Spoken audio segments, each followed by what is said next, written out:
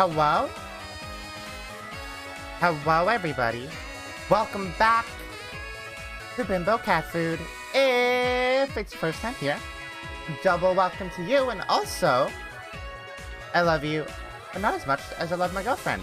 How are we doing today? How's it going? How's it do? How's it be? It is time for stream. Hello, friends. Hello. Hi. Hello. How are we doing today? We are good. Good. We are full of stir fry. Oh, so full from stir fry. I love a You're very good. That MS Paint kitten. I love a good fried stir. So I love the stir and or fry. Yeah. Oh, I'm hungry now. Oh no. Oh What no. have we done? You made me hungry. Are y'all ready to do a Great Ace Attorney? Yeah. Yes. Ready for case 3, which apparently has a flamboyant vampire prosecutor? Yep, this is the first. He's introduced. Yeah, this is the first case where our main prosecutor is introduced.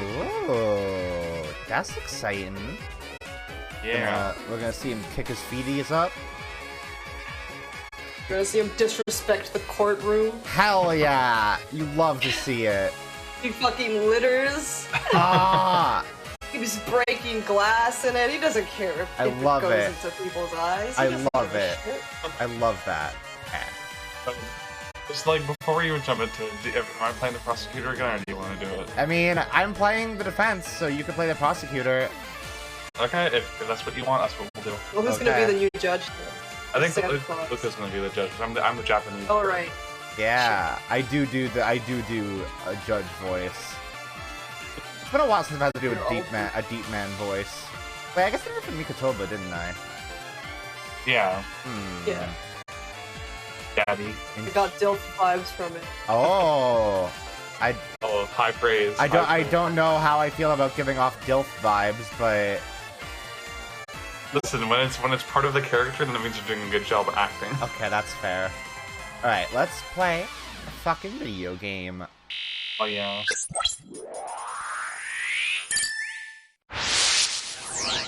Oh, why is the game not on screen? Oh, there it is.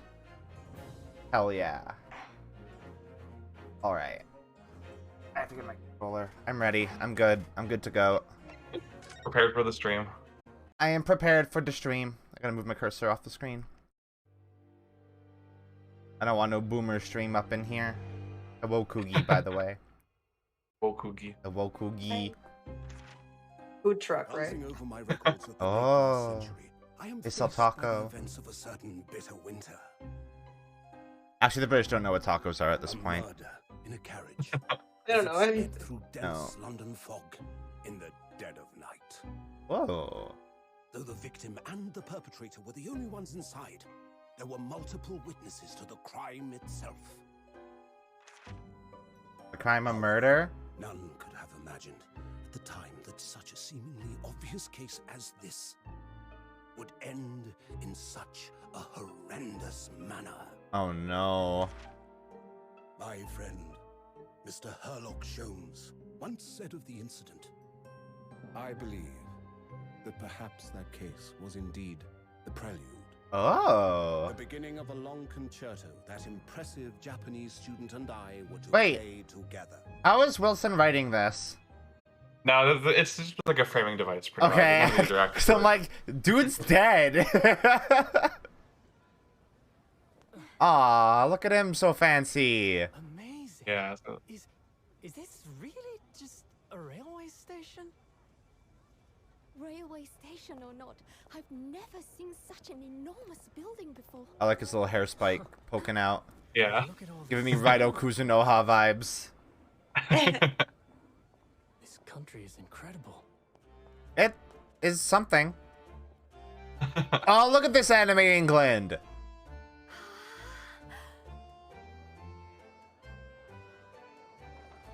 all Anime. the English at this point know is horses, carriage, That card industrial is revolution, that- and taxes. that card is so obviously translated from Japanese to English.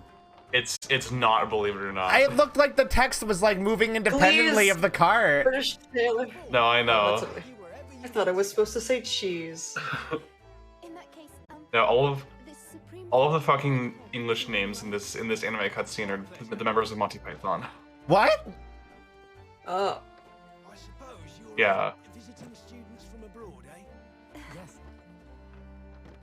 Thought so. Well then. Oh yeah, Cleese. Yeah, and there's Brian. Yeah. Brian. To the center of the world.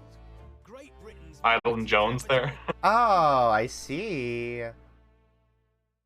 It's like they even tell the storyboarders didn't even tell the animators to put it in there. The animators were just Monty They just Python did nerds. it. Shame, Yeah. It's a shame John Cleese sucks. Yeah, I mean Terry Gilliam also fucking sucks. Unfortunately, I Yeah. think a lot of them are just awful. They're grumpy old men. Yeah, they are in fact grumpy old men. Are we in Big Ben? Yeah. Are we? Are we? Yeah. Wait, Some kind of cock.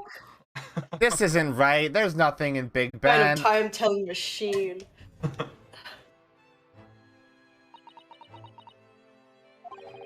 What an incredible place. It's so cozy. It's almost suffocating. This place is breathtaking. It looks like a fortress. There are some stone buildings like this in Japan now, of course. They've only been built a few short decades since we opened our borders to the outside world. An authentic example like this has quite a different impact, wouldn't you agree?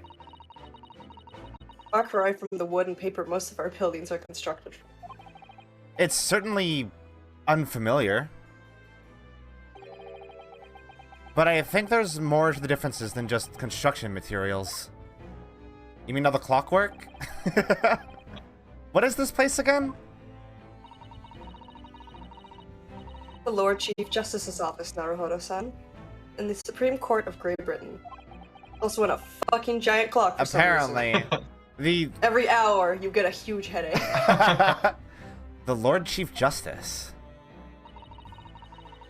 Had instructions to report here at this time, if circumstances were different.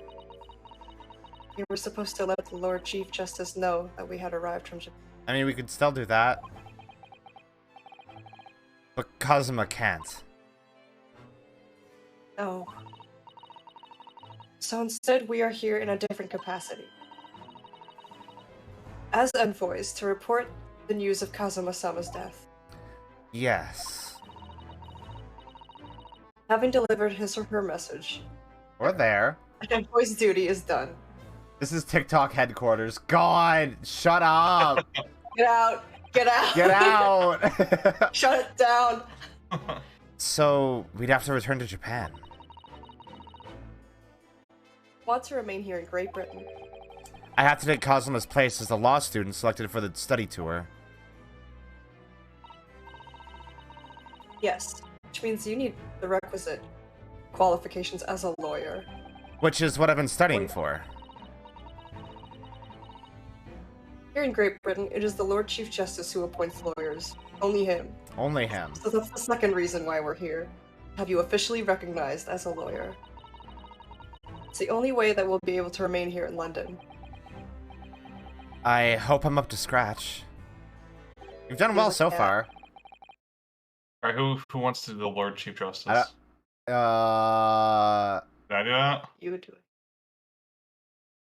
I guess Mina do Okay, I'll do it. You know you must do it. it. You must do He it. doesn't show up like that often, so it's not the biggest role. Okay. Good morning. Sorry for keeping you. Oh, look at that obvious villain guy. Pointy. He's very pointy. Oh. I trust you aren't too exhausted after your long voyage from Japan. Seems I'm 1 hour, 12 minutes, and 47 seconds late. My Does apologies. this motherfucker wear an eyeliner? Oh, no, don't mention it. We're never happier than when we're standing around with nothing much to do. How fortunate. So, introductions. I am Male Strongheart, Lord Chief Justice of the British Empire. I am man. Ugh, and I feel like a little mouse under an elephant's foot. Come on, Mr. Naruhodo, don't be a mouse. Oh, it's an honor to meet you, Lord Chief Justice Strongheart. I'm Ryunosuke Naruhodo from the Empire of Japan. Yelling in this What? guy's face. Naruhodo. Welcome to London, the capital of our glorious British Empire. Did you set those doves up for this? Yes. I think he just yelled so loudly that they were disturbed. They got Oh, scared. Yeah. Like John Woo up in here. I'm gonna look at things. And around. Look at these menacing metal giants facing each other across the room. Book time. I believe they're suits of armor. Oh, right. I thought maybe they were like the lion dogs we have in Japan guarding shrine gates. Oh, Emiko. little Emikos. No, not at all. In fact, in Europe, suits of armor like these are always possessed by evil spirits. You know? What? And they roam around in the middle of the night. That's some Scooby-Doo shit. Scooby-Doo didn't exist yet. Really? Is there nothing you don't know, Mr. Sato? Book tells me everything I need to know about everything. If you're ever unsure, just ask. And watch out for these ghosts, these armor ghosts. They like to suck your toes. Oh, no! Watch out, Ryunosuke. Where did she get that incredible tome? How did she know they like to suck God gave it toes? to her. Is this some kind of clock? Actually, I think we might be inside some sort of giant clock. But those gears are larger than anything you'd find on a steam locomotive even. It's eerie. You think clocks are some sort of hobby of his? The Lord Chief Justice, I mean.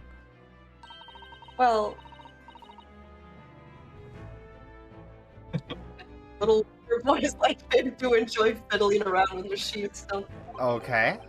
I'm not sure you could fiddle with cogs that size, and I'm certain you wouldn't call him a boy. Still, it's amazing how little noise the cogs make.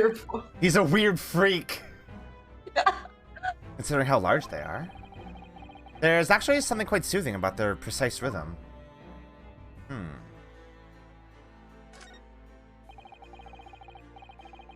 I'm sorry? Just look at all the naughty books packed together on these shelves. They go from floor to ceiling.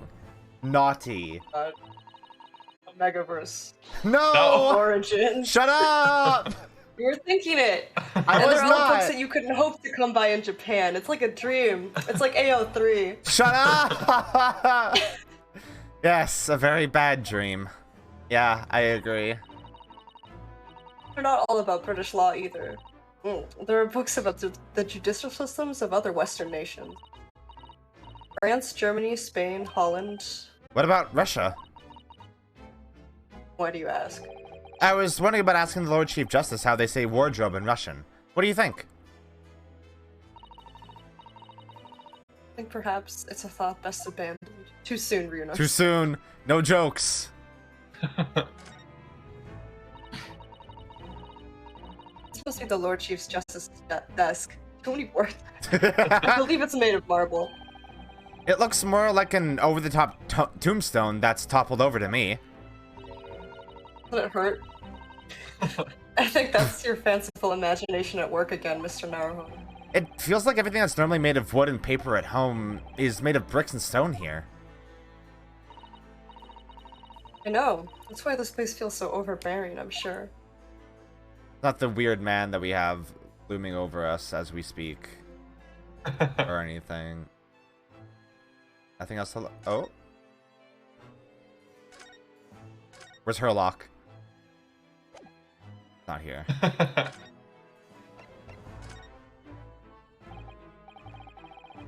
So, what are your impressions of our capital so far? How do you like London? Oh, help. I've been so nervous ever since I got here that I can't remember a single thing about the city. It's simply splendid, isn't it, Mr. Naruhodo? Oh? We had a wonderful view of some of London's streets from the carriage on the way over here. The station, it slaps. Everything is so impressive and grand. I must say I'm almost lost for words. I'm glad to hear you like it. What a mansion. The city boasts tramways, piped water and gas, even cables supplying electricity. We spearheaded every revolutionary technology in the world. Every visitor to London is astounded. Okay, man. Whatever you say. Oh yes, astounded is the word. Thanks for saving me there, Susato-san. And everyone seems so jolly and full of vigor. Lies. You just got here. You just got here, bitch. What are you talking about? Look a homeless person in the eye and say that again. There's plenty of them in London at this time. Yes. There's much excitement about the upcoming great exhibition we'll be hosting here in London. Great exhibition? Oh. Cultural and technological achievements from all around the globe are to be exhibited here in our great city. It'll be the greatest spectacle of its kind in history, and will make Paris's World Fair look like a toy shop. Fuck there. Hey, does this take place during the time that Jack the Ripper would have happened? I think just after Jack the Ripper was like the 1870s, I want to say, 1880s. Okay, so we're not gonna get a Jack the Ripper case. You would love that, wouldn't you? I would actually love that. Gosh, I can hardly imagine how magnificent it's going to be. Great Britain's capital city is nothing but magnificent. London is the center of the modern world. There's so many doves in here. He looks a lot like Damon Gant, huh? He does look a lot like Damon Gant. Yeah, actually. He's less orange, though. Yeah, Brighton hasn't been invented yet, so he hasn't been able to overindulge. Even if you do say so yourself. Sun will never set on our great empire. Oh, okay. Okay. Perhaps it is fate that in these progressive times we welcome visitors from the land of the rising sun. Alright. Oh, he wanted to do a little joke there. He wanted to do a bit. I love doing Be a bits. funny guy. Funny man. Word funny man. Lord Chief Justice? I think you were expecting a student of law for this study tour, weren't you? Absolutely. A Mr. Kazuma Asogi, if my memory serves. That's right. The British government has already been telegraphed a full report of the situation. I understand the young man lost his life aboard the steamship bound for our shores. That's amazing. The news reached him before we even arrived. My country naturally extends its deepest condolences to yours. Oh, thank you. And you honor this appointment specifically to inform me of the news? Yes. You're here in the capacity of envoys from Japan to report the sad news in person. Tell me you Japanese are a people of protocol and courtesy. See, that's true. And it is with some regret that I must inform you that the death of the young lawyer means the study tour arrangement can no longer proceed. Game over. If you would just hear us out, Lord Strongheart. What do you have to say, madam? About the study tour. Mr. Naruhodo here would like to make a proposal. Would he now? Well, Mr. Naruhodo? This is it then. The moment of truth. I have a proposal. The thing is, Lord Justice, Lord Strongheart, I was wondering if perhaps you would consider allowing the study tour to go ahead. One must understand me. Britain would ideally like to see the tour go ahead. But without a lawyer from your country, there's nothing to be done. Well, in that case, what if there was someone else? Another lawyer from Japan, I mean.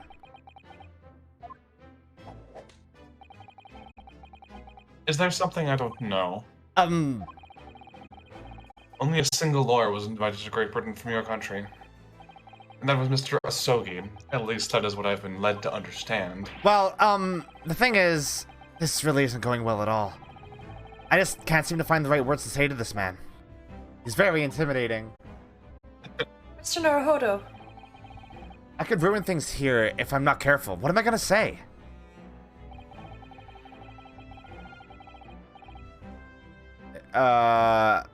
It's me! It's-a-me, Ryunosuke Naruhodo. It's me. I can do it. Is that so? I mean, I don't actually have any qualifications as such, but... No qualifications, you say, and yet you still claim to be a lawyer? I have acted as a lawyer in court before. Only once, as it happens. And I had Kazuma to help me, and I was the accused, but glossing over the details. I've been spending every spare moment on the journey here to Great Britain studying. I've learned all about British law and court proceedings while I was on board the SS Buria. Voyage from Japan to some 50 days, I believe. Not what you might call a full education. To become a qualified lawyer here in Britain, not only do you need a university degree in law, you must also complete several years of training. I realize it's far too short a period of time, but I can't just go back to Japan. Kazuma, Mr. Asogi's journey had only just begun. Coming here on this study tour was all he thought about. I have to carry on and do everything he planned to do. I know it must sound like I have an overly inflated opinion of myself, but I would do anything to prove that I have what it takes. Any test you care to set to me. Just one chance. That's all I'm asking for. Please. 31 seconds. Sorry? Your opening statement there, Mr. Naruhodo, it was 31 seconds long. Not too brief, not too protracted. Perfectly judged appeal, I would say. Uh-huh. Which is a skill that would stand you in good stead as a lawyer. Oh, thanks. So, you're willing to put those words to trial, are you? Well, I'm all for entertainment. Huh? Let me ask you one thing first, sir. Yes? You say you intend to do everything Mr. Asogi planned to do. Are you firmly set on that? Well, yes, that's my intention. I see. Am I imagining things? Or did his expression just alter a fraction there all of a sudden? Very well. You have your wish. I'll give you a chance. Test to become a specially certified lawyer. Whether you pass or fail is entirely down to you. Really? Oh, I love a test. I bet it's a court case. So, like, yeah, the twist is that he's actually a perfectly reasonable guy, despite how intense he looks. Yeah, I mean, he do look like he do be giving off villain vibes, though. Yeah, but he's just like, Ryunosuke's like, please, can I become a lawyer? He's like, yeah, sure. Yeah, sure, why not? I'm not racist. It's fine. Yeah. So, what form will the test take exactly? Tell me, Mr. Naruhodo, what do you consider the role of a lawyer to be? Well, defending people, of course. Well said. So, let's have you defend someone. Huh? Your timing is perfect, in fact. There's an apt trial of which to begin later today. No advocate has been appointed as of yet, so this will be welcome news. Today? Right away? If you manage to secure a verdict of not guilty, you'll have passed my test. What could be simpler? Ugh. How do I get myself into these situations? Well, could I ask, what sort of trial is it, Long Strong Heart? Long, strong heart. I have to sit in a corner. Yes, good question. Ah. Fucking daddy long dick over here. Oh no! The murder trial. Of course, because what other kind of trial? Yeah, like what other trial would it be? A murder? An extremely simple case, I understand. You really can't lose. That's easy to say. But I should mention, just in case, if the defendant is found guilty, he will of course be sentenced to capital punishment. Capital punishment? He'll be put to death? Just up front with it in this game. Yup. No dancing around it. No dancing around it. If you lose, they die. Here in Great Britain, murderers are sent to the gallows without exception. Presumably you read that much in your short C-based introduction to British law. C-based. We can't possibly agree to such a test. It would be toying with a man's life. I am the Lord Chief Justice, and I've decided it's acceptable. But you can't do that, can you? He can. He absolutely can. I do what I want. There's no need to overcomplicate this. All you have to do is ensure that you don't lose. Just wins, forehead. Come on. Lose less. So the defendant may live or die depending on how well I perform in court? If I lose, he'll be hanged. Mr. Naruhodo, you have come to me claiming to be a lawyer. Dude, how many doves do you have in here? How do you work? If you want me to take you seriously, you need to prove you're willing to do a lawyer's job. He actually farms them. He has one for dinner every day. Oh. And you say you intend to see through the will of your compatriot, Mr. Asogi. I would like to understand just how far you're willing to go in order to make that happen. He's testing my resolve. What's the matter? You've fallen silent. I'm sorry, but time is pressing. The trial begins shortly. This man is all about time, huh? Yeah, I mean, he lives in the clock. He does live in a clock. I need an answer from you. What's it to be? Yeah, okay. Yeah, sure. What do I say? Do I agree to this absurd test? Yeah. Duh. The video game, Ryunosuke. Alright then. If I have to give you a decision now, my answer is I can't do it. I can't get the words out. 15 seconds. Your decision-making needs work if you want to be a lawyer. That was too slow.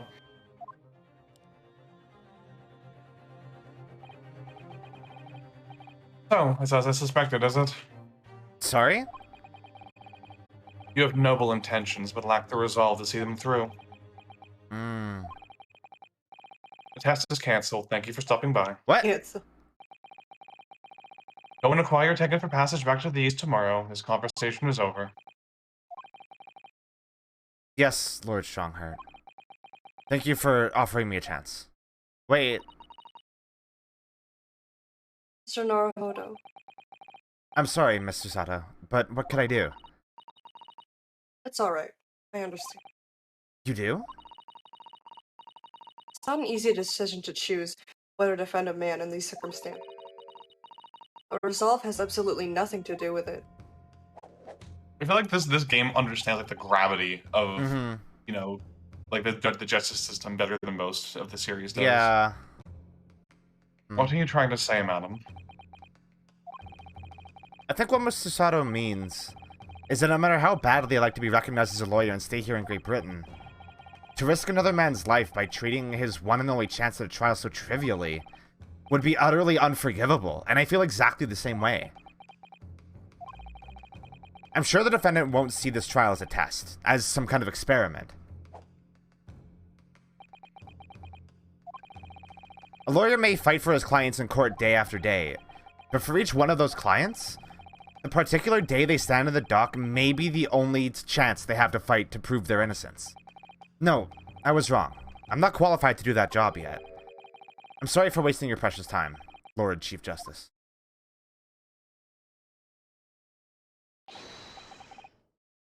Wait, Mr. Naruhodo. Oh, was there something else? Approximately 20 minutes by carriage to the Old Bailey from here. If you leave immediately, you should still be there in time. But I just said that... I was quite serious in what I told you. The defendant in this case has literally no one to advocate for him. What? At this point, he can't hope to find someone to represent him. The trial will begin without a defense. And if that happens, there's only one possible outcome. He will receive the most severe sentence the judge can pass down. But that's awful. But that is the truth. Why does it have to be like this? It just do. Please don't expect an answer to every question. Damn, okay. Damn, alright, fine, whatever. Cold hard truth of the matter. That there is only one person now with a chance to save this man from a very miserable end. And that is you. I'm really his only hope? So, what do you say now, madam? Me? What do you want? What do you mean, Lord Long? Long gone? Lord Long John. Are you okay? Tired. I just want to eat my shit. You said it wasn't an easy decision to choose whether to defend a man in these circumstances, and I agree. But in my estimation, it's purely and simply a matter of resolve. Oh. Gave that one your all. Like that he was mansplaining. Time is up here. I have a meeting to attend. I'm just leaving 2 minutes and 16 seconds. So, venture into our great city and enjoy yourselves. Okay. We're not here as tourists, but fine. He's gone. Just faded out of reality. I like how they look at his desk like Yeah. there's a little secret staircase that he Oh. went down. The Old Bailey.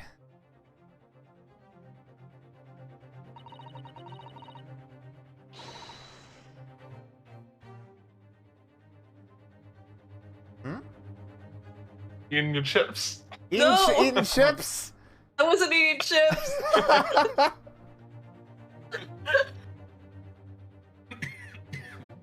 Oh. If we're going to do this, Mr. Naruhodo, we must leave at once. Oh, okay. What do we do? What do we do? What's going on? It's just also like, what's going on? Oh, we're just here, huh?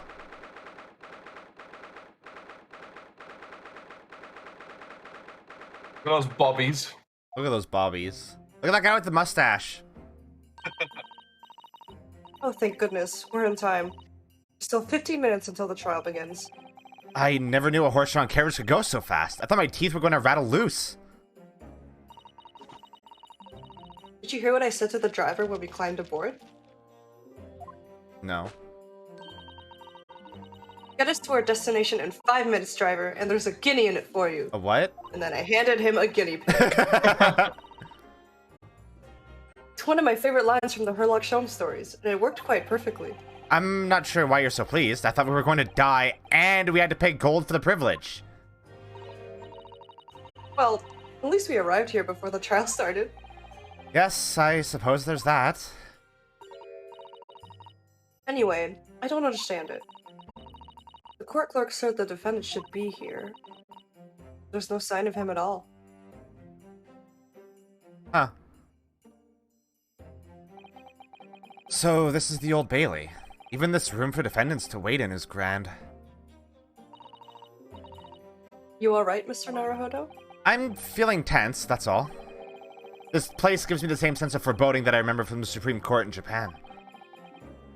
An oppressive air, almost as if the building itself is going to crush whoever is about to be sentenced. It feels like only yesterday that I was the one about to be crushed. Yes. Whoever the man you're to defend is, I imagine he's feeling very alone at this point. Oh.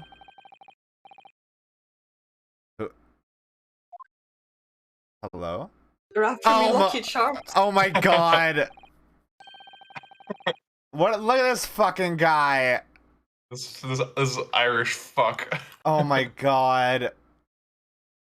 Mina, do you want to... As the designated accent person, should I be here? You want to take him? Yep. Okay. What are you doing following me here? Things are far desperate, aren't they? Sorry? Would you look at those expressionless faces from the east, I use? Oh, okay. We're here from Japan, yes? Ah, Japan, is it? Right, say no more. Can I give my best eye patch wolf impression? No, stop! So, how much do you need? No, we're just here because... No need to explain, fella. I've been there myself, so I have. No place to go, nothing to eat, barely a penny to your name. And all while in a strange, faraway land. Well, actually, we haven't found a place to stay yet, no. Ah! 'Tis grand, 'tis grand. Why are you doing JoJo poses? Let me start by giving you 1,000 guineas. Say nothing now. Not 1,000 guineas? Please, Mr. Sato, you don't have to shout. 1,000 guineas is enough to build an entire mansion in the most prestigious area of Tokyo. What? 'Tis nothing to me at all. I like to ensure I have sufficient funds to weather a rainy day, you see. I have enough wealth to buy the city of London 2 or 3 times over. Could that much rain even fall in one day? Well, even so, we couldn't possibly accept such a large sum of money. Ow! That hit me in the eye! Don't get me wrong, fella. I'm not giving it to you, no strings attached. I'll be wanting you to do something for me. Oh? To be honest, it is a little embarrassing. The trial that's about to begin, you see, is for me good self here. I'll be in the dock. So now, what I want you to do is come along with me and stand there beside me. Officially, you'd be me lawyer, but that's just a little detail now. Oh, well, the thing is... Don't worry about a thing, all you have to do is stand up next to me, nothing more. Otherwise, you see, trials want to start without me having any kind of representation at all. So it was true. Lord Chief Justice wasn't just making it all up. I'm terribly sorry to have to ask, but does that mean you're the defendant in this trial? Yeah? She's like, yeah. Bluster and blazes, do yous not know who I am? Me? One of London's biggest names? London. No, sorry. I have to do that. It's like one of my favorite jokes from Hot Fuzz. We've only just arrived in the city, you see. I see. I suppose this isn't altogether impossible. Well, just next to Hyde Park there in the center of London is another beautiful park. Pork. Sorry, a park? What? It's called McGilded Park, full of blossoming flowers in the spring and singing birds and whatnot. You can't just do that. Just do what? You can't say park is pork. That's how Irish people pronounce it. Listen, iPatchable pronounces the character Armika as Ormika. No way. Yeah. Why? Ugh. What a man. So the Irish pronounce it Q-R-S-T-U-V. Oh my god, that's ridiculous. I donated it to the city, so I did. At your park? Central London? Where'd you get all those trees? The city of smiles. That's my vision for London. Stop. There's nothing Magnus McGilded wouldn't do for the city and its queer old people. Queer. It's what? It's What did what? you call them? What did you call those old people? Are you appreciate how fucking good that name is, though? Magnus McGilded. That's a fucking great name. That's amazing. I mean, really extraordinary. But I don't like that. Yangi! now they've the goal to say I'm a good-for-nothing criminal. Me, Magnus McGilded. What is the matter with London police, I ask you? Okay, he Angie, no talk him. Alright, don't pass out. Naruhodo. Perhaps now would be a good time to introduce ourselves while the gentleman catches his breath. Good idea. This fucking hat is half of his model. Yeah, literally. Short king. Mr. McGilded, the thing is, we're actually here in London to study British law.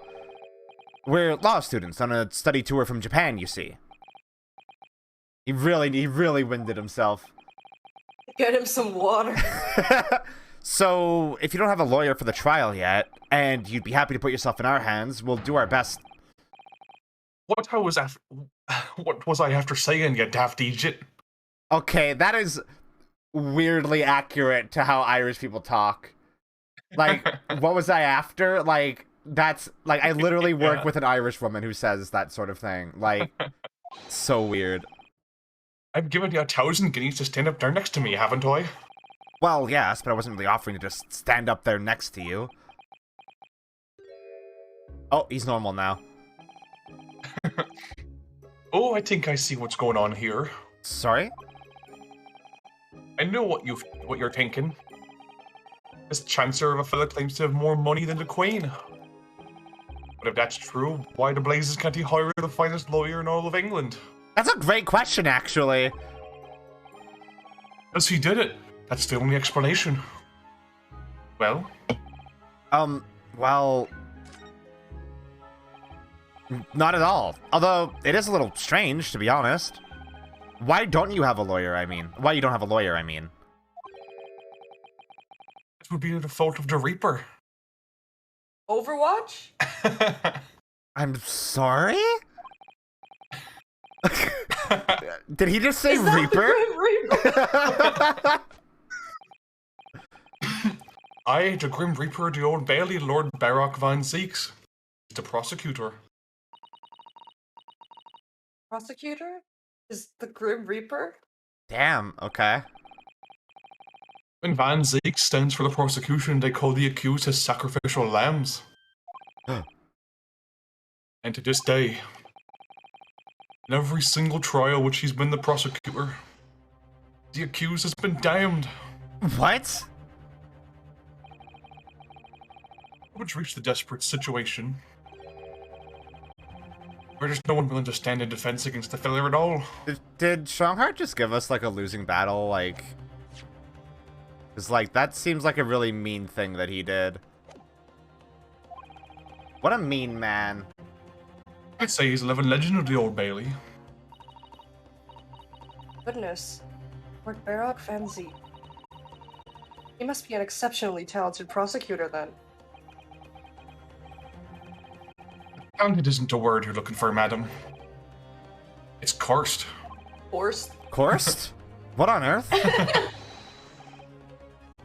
The defendant is summoned, and his counsel, and his dog. Please make your way into the courtroom. The trial is about to begin.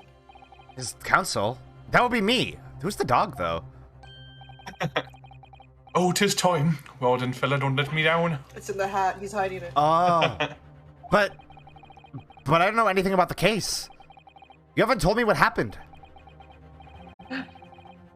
You showed your face here. I'd made up me mind, so I had. Sorry? I decided I have to defend myself in there. How would that have worked? I mean, not much different than what you did. But then you made an appearance, a student of law, wouldn't you know? 'Tis no accident, I can assure you of that. 'Tis fate. So don't get cold feet now, please.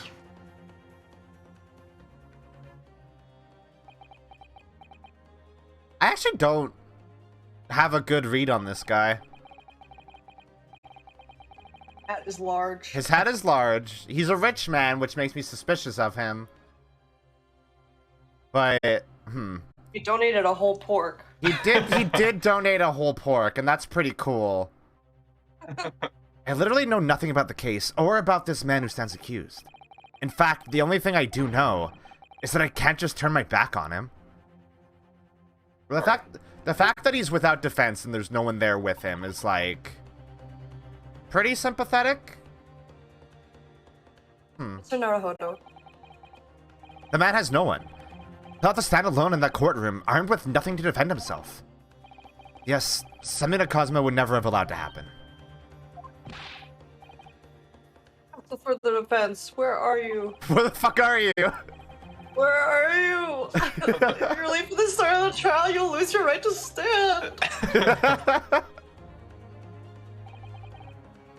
I'll be right there.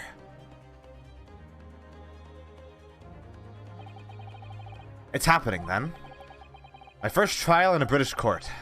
I hope you're watching over me, Cosma. Aw. Because I have no idea how I'm going to manage this. Aw. Yay. But his ghost is stuck in the ocean, and then he can't No, watch it. no. Because the sharks, he's busy spooking the sharks. Oh, look at this fucking judge stand. Yeah. This feels like a hazard. Yeah, this is dangerous. It's not. Whoa. Oh, Who the fuck are they? yeah. So this is the highest court in Great Britain. The Old Bailey. The centuries of history in this place is palpable, isn't it? It's so different to the Supreme Court in Japan. Feels both imposing and serene at the same time. The atmosphere almost makes words redundant. Whatever the country, determining a person's guilt or innocence is always a solemn affair. Mina sneezing. Right. May I say something, Mr. Naruhodo? Oh, yes, what?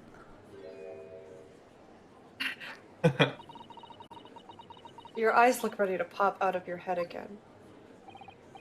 I know, but I just can't help it. The judge! And a vampire! Look at this Santa man!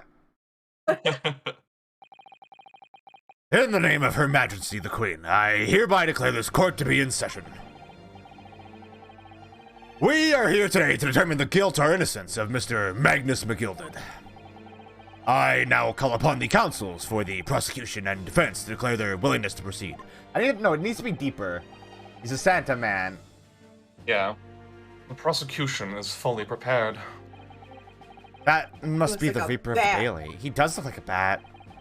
He really does look fully prepared to dispatch his next poor victim to the underworld. Counsel for the defense, you appear to be Eastern. Do you speak English? Huh? Oh, yes, of course. Sorry. But he asked that the defense was ready, and I couldn't be further from ready if I tried. Look at this piece of meat. Those eyes please me, Nipponese. Huh? Oh, So some context behind this phrase he keeps using. Back in 1900, that was actually considered like the polite thing to call Japanese people, because that's what they called themselves. Okay. Was Nippongo or Nihongo. Or Yeah, because that's the name of their country, Um, and the name of their country is not Japan. Yeah. So at this time, when everyone else was calling them Japanese, calling them Nipponese would have been like considered a polite thing to do. Yeah. Yeah, respectful. However, around World War II, it started being used as a pejorative, and it still is a pejorative to this day. Right. So don't ever call someone that nowadays. Do But not. Back then, like, he's being like sarcastically polite, basically. Okay, I see. Yeah. They shroud your fear, your doubt, your trepidation. They run wild, clinging to some phantom notion of courage. The quintessential look of a sacrificial lamb. Ugh. Is that too similar to Strongheart? Should I change it up a bit, or is that okay? That's fine. Okay. Yeah.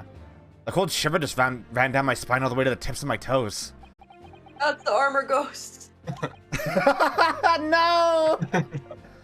Now, Mr. McGilded. Yes, me lord. You stand accused of murder, a capital offense. You can be sent to the gallows if found guilty. Are you quite sure you wish to entrust your defense to this foreigner? I've always said, my lord, 'tis a grand thing to give opportunities to the young. Even if the fellow's a student from some little island off the far east. Is it not the British way to ignore the dangers of yourself and give these less fortunate a fair chance? Not British at all. No, it's not. I'd like to think these acts of chivalry do the great British Empire proud. Hello, Charles. I hope vacation is Hello, going Charles. better now. Yeah, I hope people start getting up your ass. Yeah. You deserve a very good vacation. Yeah. 360. Oh, they're doing a spin. Mother, please, may we go and play in the McGilded pot? It seems as though everyone in the public gallery is firmly behind Mr. McGilded. That's definitely welcome news, and he certainly has a way with words. I'm surprised he couldn't convince anyone to defend him. Eloquently put, Mr. McGilded, and most laudable sentiments. Now, ladies and gentlemen of the jury, I'm sure I need hardly remind you. that you 6 members of the public have been selected for your impartiality. Are you ready to proceed? Why's that guy got a Finally knife? did it. They finally did it. They finally We have a used jury. We have a jury. We have It's a weapon! the 6 games. All right, now we got 6 Oh my more god, we got characters you gotta 6. play. We got 6 dudes to voice. I can take this dude. Yes, my lord. If the task is to send rotters to the gallows where they belong, I'm more than ready. At the manor, his lordship always says we should dispose of rubbish promptly. Naturally, I agree. Oh, Ah, any criminals here will soon be wishing they never set eyes on me. Look at this old lady. That's not an old lady yet. Oh, okay. She heard you. This courtroom has no rules. You, huh? Me? I feel like chill. Oh, don't mind me, my dears. I'll just be getting on with my knitting. Must finish these mitts for my grandson. Aw, you're sweet. Yeah. Ah, Mr. Naruhodo, those people are... The jury, yes. That's something we don't have in Japan yet. That's right. I've only ever read about it. Here in Great Britain, the court's final verdict depends on the opinions of these 6 jurors.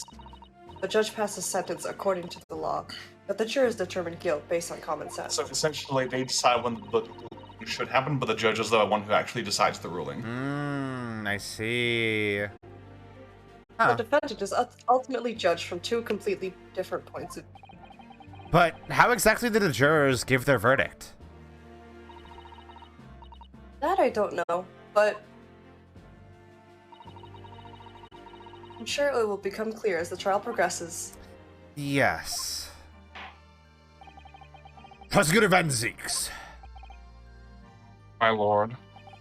It's been a number of years since we've seen you here in the courtroom. I thought you'd renounced your fame. I'm known as the Reaper of the Bailey, my lord. Infamy rather than fame, I would say. But yes, 5 years have passed since I last spread my wings in this capacity. Spread my legs in this courtroom. So, what brings you back? Is there some change of circumstance of which the court should be aware? I just feel like it. I just wanna. I leave that to your imagination, my lord. So the Reaper has been out of action for 5 years.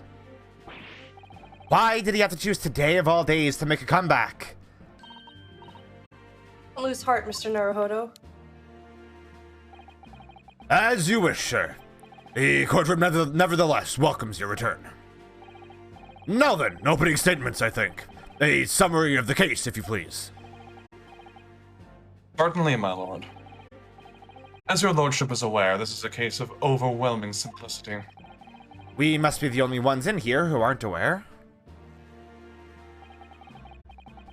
The incident took place in the late evening, 3 days past. The hour was some minutes after 10. The victim was a maker of building bricks known in the community as Thrice Fired Mason. Aw. That's a good name. Yeah. Sorry, Thrice... He was a very accomplished craftsman. The bricks he fired were said to be almost indestructible. Ah! The victim's corpse was discovered in an omnibus in service on the streets of London at the time. A dagger that had been thrust into the victim's abdomen is believed to be the ultimate cause of death. Here is the autopsy report from the investigating medical officer at Scotland Yard. Thank you, counsel. I shall accept that and the photograph as evidence. Ooh. Already have things to look at.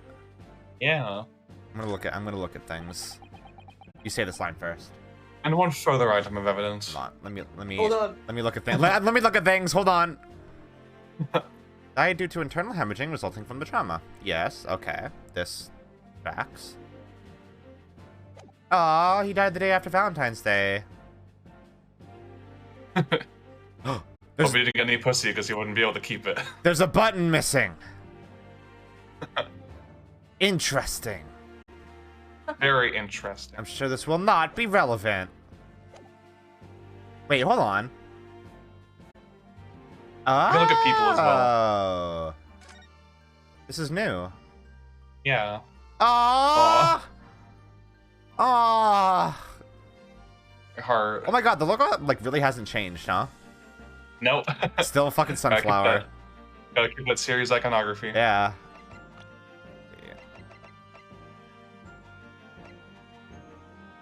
Skilled but poor brickmaker who live in the East End. Huh.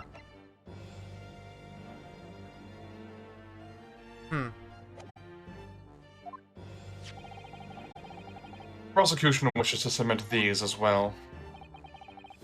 And these are... Good lord! Is that blood, Counsel? Yes, my lord. Seized by a policeman who arrived at the scene. These gore-soaked gloves were taken from the hands of the accused when he was arrested. What? Mr. McGilden's gloves had blood on them?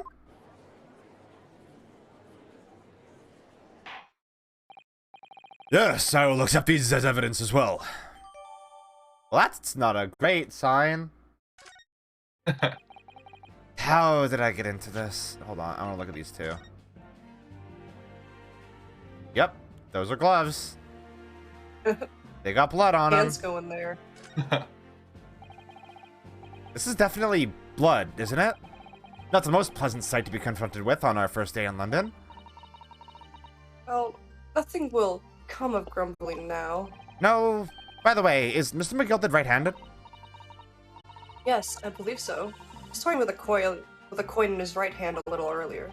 Ah, pity. If only he'd been left-handed. I think blood on either glove would be fairly incriminating, really. That's not... Okay, that's not what I meant, but sure. Cookie. Cookie. I'm backed into a corner before I've even started. Continuing. According to the driver of the omnibus, there were only 2 passengers traveling inside his vehicle at the time. Only 2? Obviously, one of those passengers was the deceased brickmaker, Mr. Mason. The other... Look at that fucking sassy Oh my ass point. god. Was the accused Magnus McGilden. He was a theater kid. Well, rather damning circumstances to say the least. Defendant, what say you? Well, of course, I have no recollection of such a thing. Mr. McGilden! Be sure I rode the omnibus that evening. But whenever I'm in a carriage, I'm taken with a fierce tiredness, and I always succumb to it. Are you claiming to have been asleep? Is the motion of the carriage, my lord, lifting so it is, or lilting so it is, and when I opened me eyes again... It's the motion of the ocean. was a desperate sight before me, the body of a man I never laid eyes upon before me in my life. Now I ask yous, what good-hearted soul wouldn't rush to help a fella bleeding from his stomach? I wasn't about to start worrying about wee gloves now, was I? I reached out to give the man a hand. So the blood got onto the gloves then, after the man had been killed? Unfortunately, that statement of the driver's is only the beginning. What? That's not all of it? There were multiple witnesses. Precise moment in which the brickmaker was fatally stabbed. Oh. There we go. Just taking notes. What? Ordar?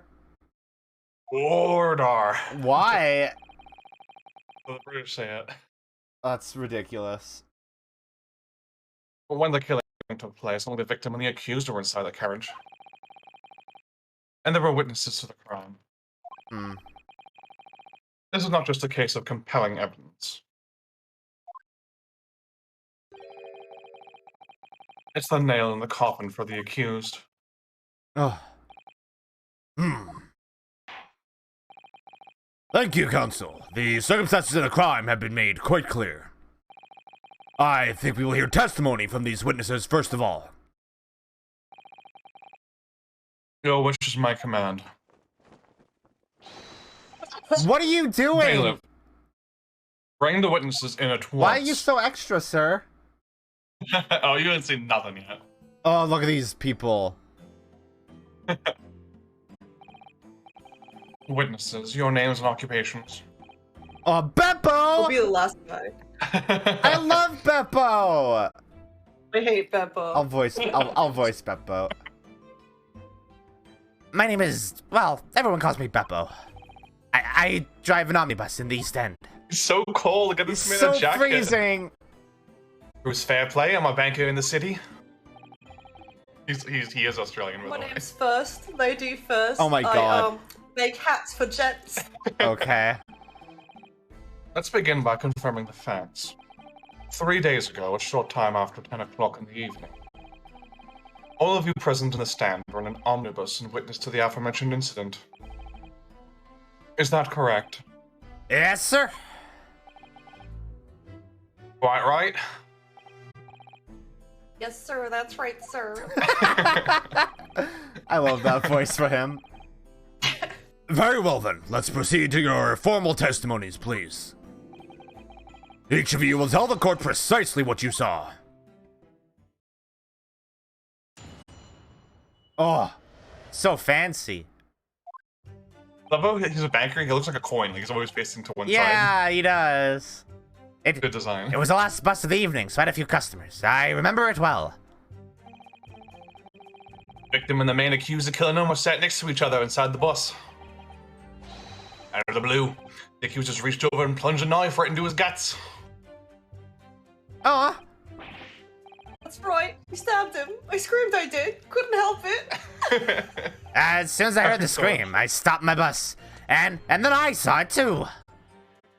He's a little It whip. looks like a sausage.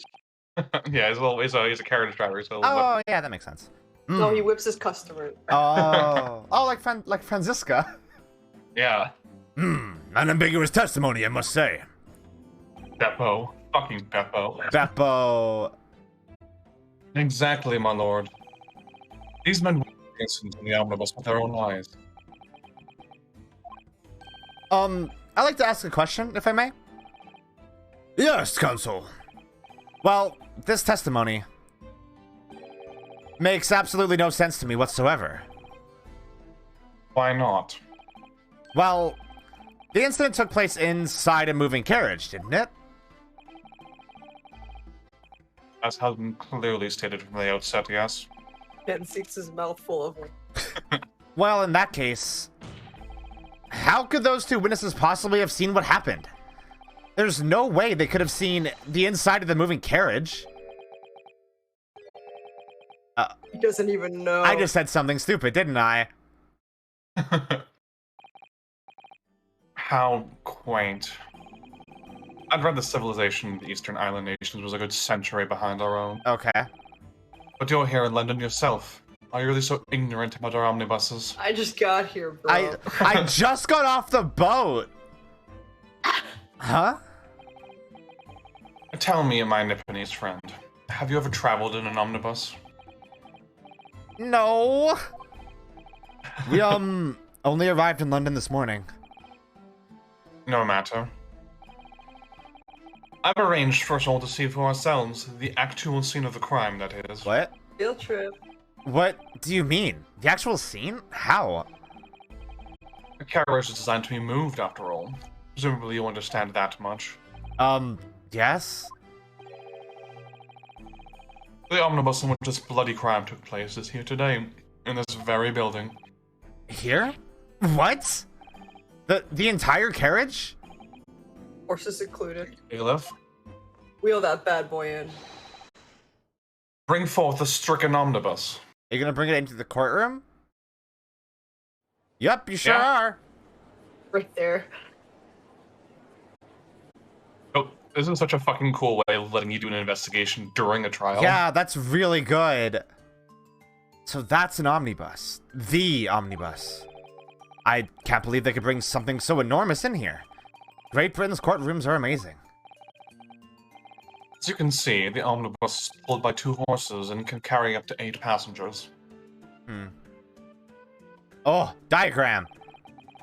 Yes. 4 passengers seated inside the enclosed cabin, and another 4 on the rooftop deck above. Every Londoner knows that the very best views of the city's architecture and sights are to be had from the top of an omnibus. I should point out to our foreign guests that there is a skylight on the roof allowing a view of the interior from the seats above. Ah, a skylight. Oh! Penny drops at last, I see. These two kind gentlemen were occupying the roof seats of this omnibus when the murder took place. That is how they came to witness the grim incident. Buddy, get a better fitting hat. He makes hats and can't even make a fucking good Yeah, hat. like, what You the fuck? made it. Through the skylight. Ugh, that makes perfect sense. Well, Counsel, this is a first. In all my years behind the bench, I've never experienced the crime scene itself being brought into the courtroom. That is very meta. There are a number of important clues remaining inside the carriage, my lord. I would like to submit the omnibus itself as evidence. The whole bus. Take it. That is the prosecution's wish. Adjust my wig. Wig, okay. Very well, I see no reason why not. The omnibus is hereby formally accepted as evidence. Okay. So, yeah, this is your crime scene. You're gonna want to keep investigating it over the course of the case as you learn new information, because it'll make new things about it make sense. Oh my god, can I just look at it like now? Like this? Yep. What? Rotate it in your head. Well, let's open the door and go inside, shall we? Ugh, the scene of a murder. It's horrible.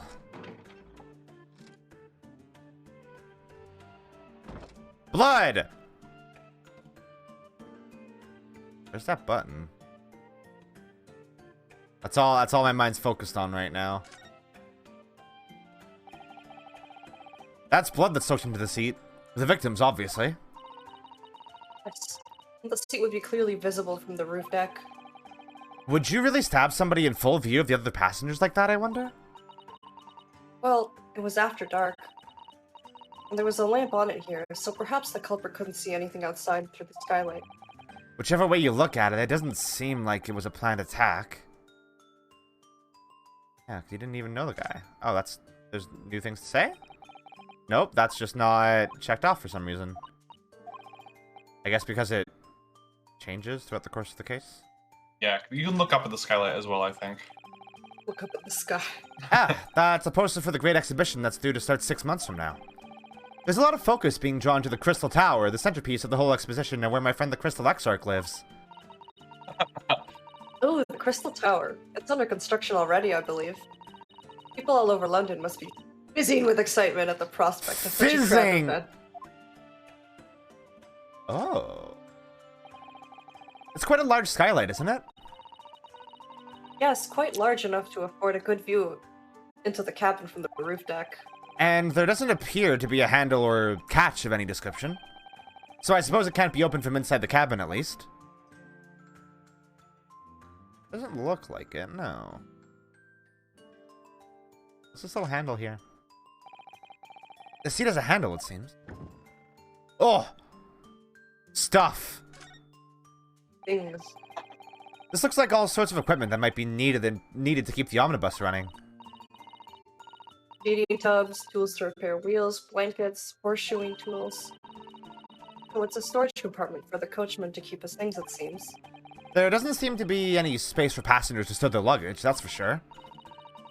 Well, I don't imagine it would be very convenient for that purpose anyway. Well, okay, fine. Whatever. Judgmental. Wait, I guess if there's people sitting there, then you have to ask them to get up every time you want to get your stuff. Ah, that's supposed to... Wait, this is the same thing. You already saw that, yeah. I saw it on the other side. Oh. I thought the one on Different this looking side would be ad. different. I guess that's everything, huh? Everything on the inside, yeah. There's stuff on the outside still, though. Oh.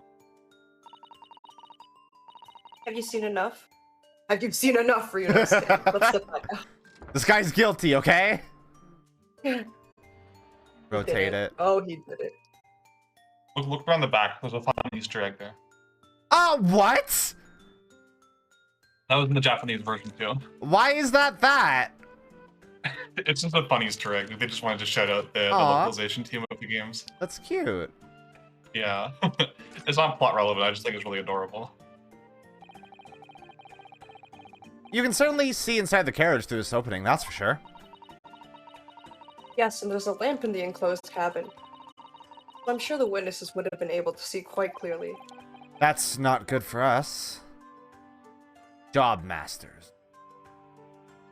Can I look at that? Or is that just gonna be the... Oh, no, yeah, that's new. This is the roof deck of the omnibus. Oh, you must have a wonderful view of London's streets from up here. So, people sit all the way up here on bitter winter nights with the cold air rushing past them?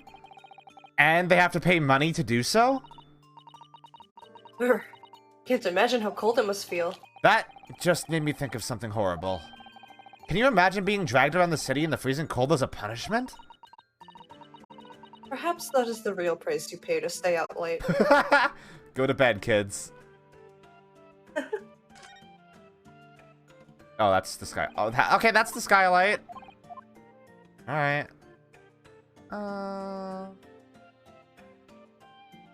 Is that all?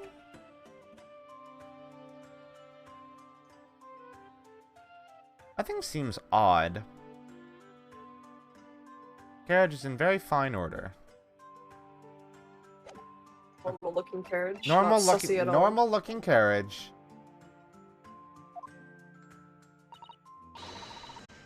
Yes, Great Britain is simply extraordinary.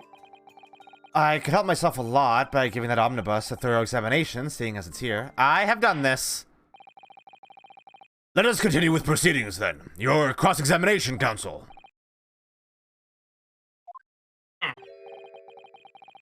I don't expect this Nipponese stride to understand the intricacies of Britain's cross-examination rights.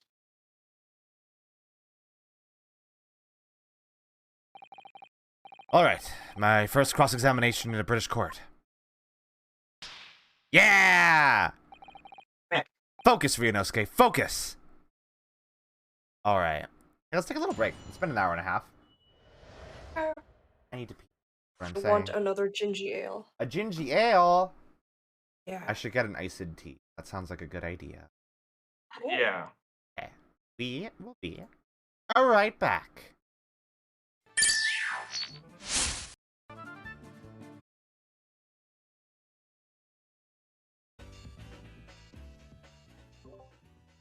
I'm back. We wanted to follow it, but we A didn't know needle. where it was going. EU. Where it was going to go. Hello? Hello. No. Hello. How you doing? Doing good. I have iced tea. Good to Oh, go. Sugar. I have it. Play a fucking video game. Sweet sugar. Oh yeah, we've seen this already. This is repeat.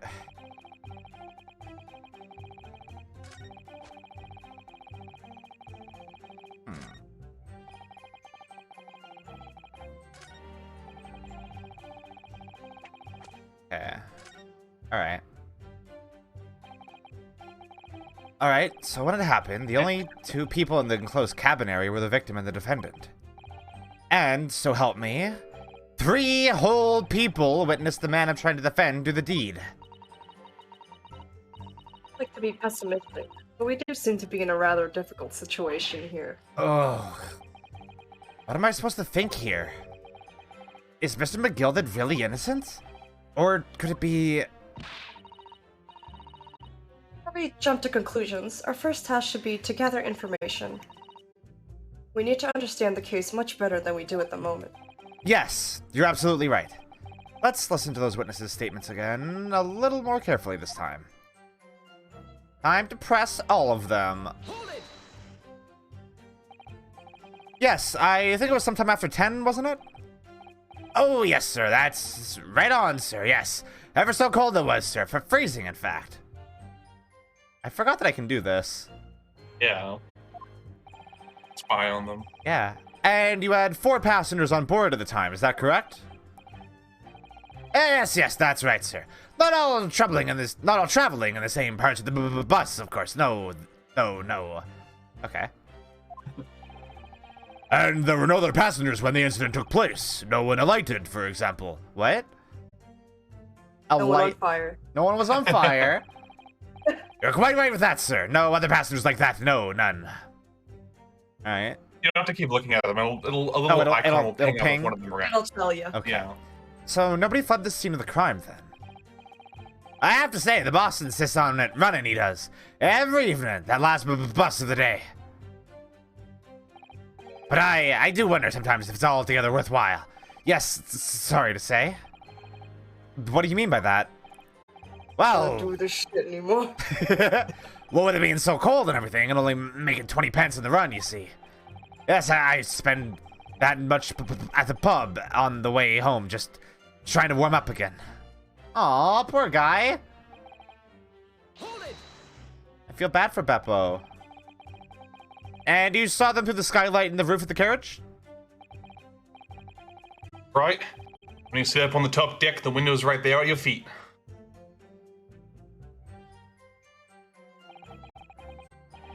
There was a lamp on the inside, so I had a pretty good view. Huh.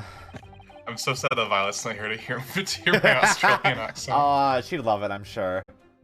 You gotta tell her to watch the VOD when she gets home. I will. The two of them was wearing hats. I couldn't exactly make out their faces. But there's not a shred of doubt in my mind that it was McGilded. How can you be so sure?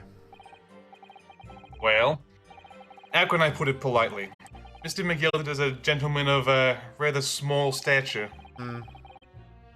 I couldn't have mistaken him for anyone else.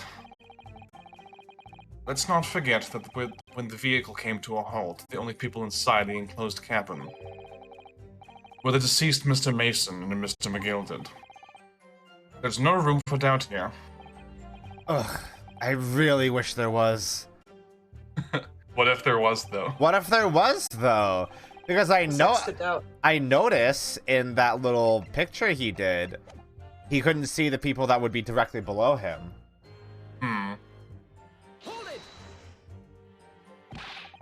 You actually saw the exact moment it happened? Didn't I already testify to that? Or a fair dinkum hard-working city bank is not considered trustworthy these days. Wow, dinkum. Fair dinkum. Oh, no, I didn't mean that.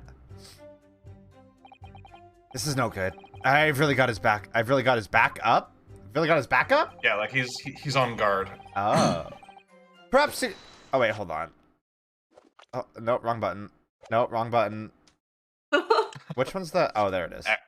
X. Perhaps you can just tell us what you saw in a little more detail if that's... My lord. Juror number 3, what's the meaning of this? My mind's already made up, my lord. Completely and utterly made up. Made up about what? I don't like the stinking rich. Never have. I like this guy. They're always up to something, though. Something or other they shouldn't be. Every one of them. This is true. That little leprechaun of a man's no exception. Well, you can't fool me. What? Don't know how that works. What? Okay. There's no point wasting time listening to any more of this. That's my opinion on the matter, anyway.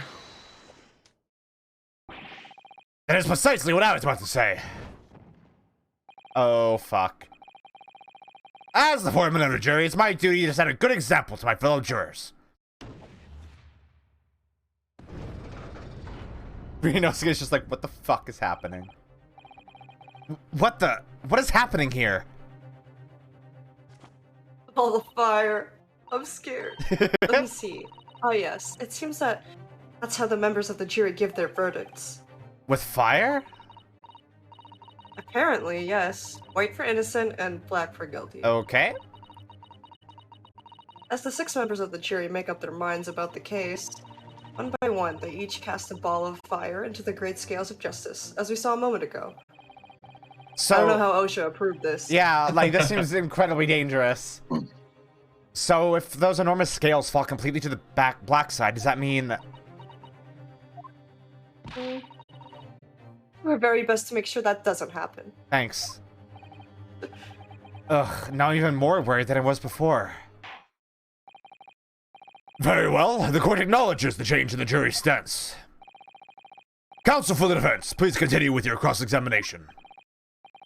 This is a nightmare.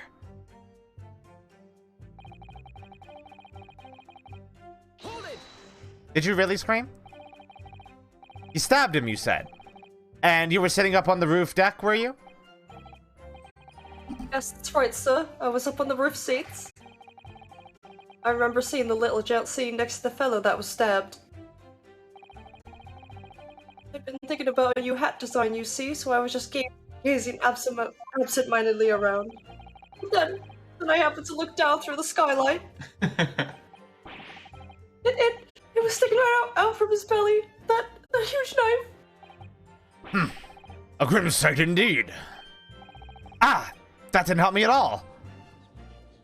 Wait, no, I think it did. The jury looked like they're even more convinced my client did it than they were before. Oh, the interactions, like, fucking... This game's fucking budget. It's Yeah, so good. no kidding. They got money for this shit. It appears to have made everyone even more dubious that Mr. McGilded is telling the truth. Only we had some evidence to counter their suspicion. Mr. First, Oh, yes! Yes, sir! is this the knife you saw? Oh, good grief. Yes, that's it. The very one, sir. Yeah, right, he already does it. Is that... Yes, counsel. This is the blade that was driven into the victim's belly like a stake through the heart. That is a blade of considerable size, counsel. Thanks. It is. And furthermore, the scabbard is emblazoned prominently with a certain initial. The letter M, which seems oddly familiar. Ugh, please, no. M for Magnus, perhaps, or McGilded, possibly. Take your pick. It seems this particular big name in London made a magnificent I mistake. see what you Oh did my there. God, this I see guy. what you did there. But Wet slap. there are M's everywhere. Like, yes. Like in Mason. His voice is so fucking deep, it's crazy. Yeah. Sexy. This blade is far too extravagant for a poor brickmaker to have owned. No, this weapon of murder almost certainly belongs to the accused. Ugh. Not conclusive, but certainly compelling, counsel.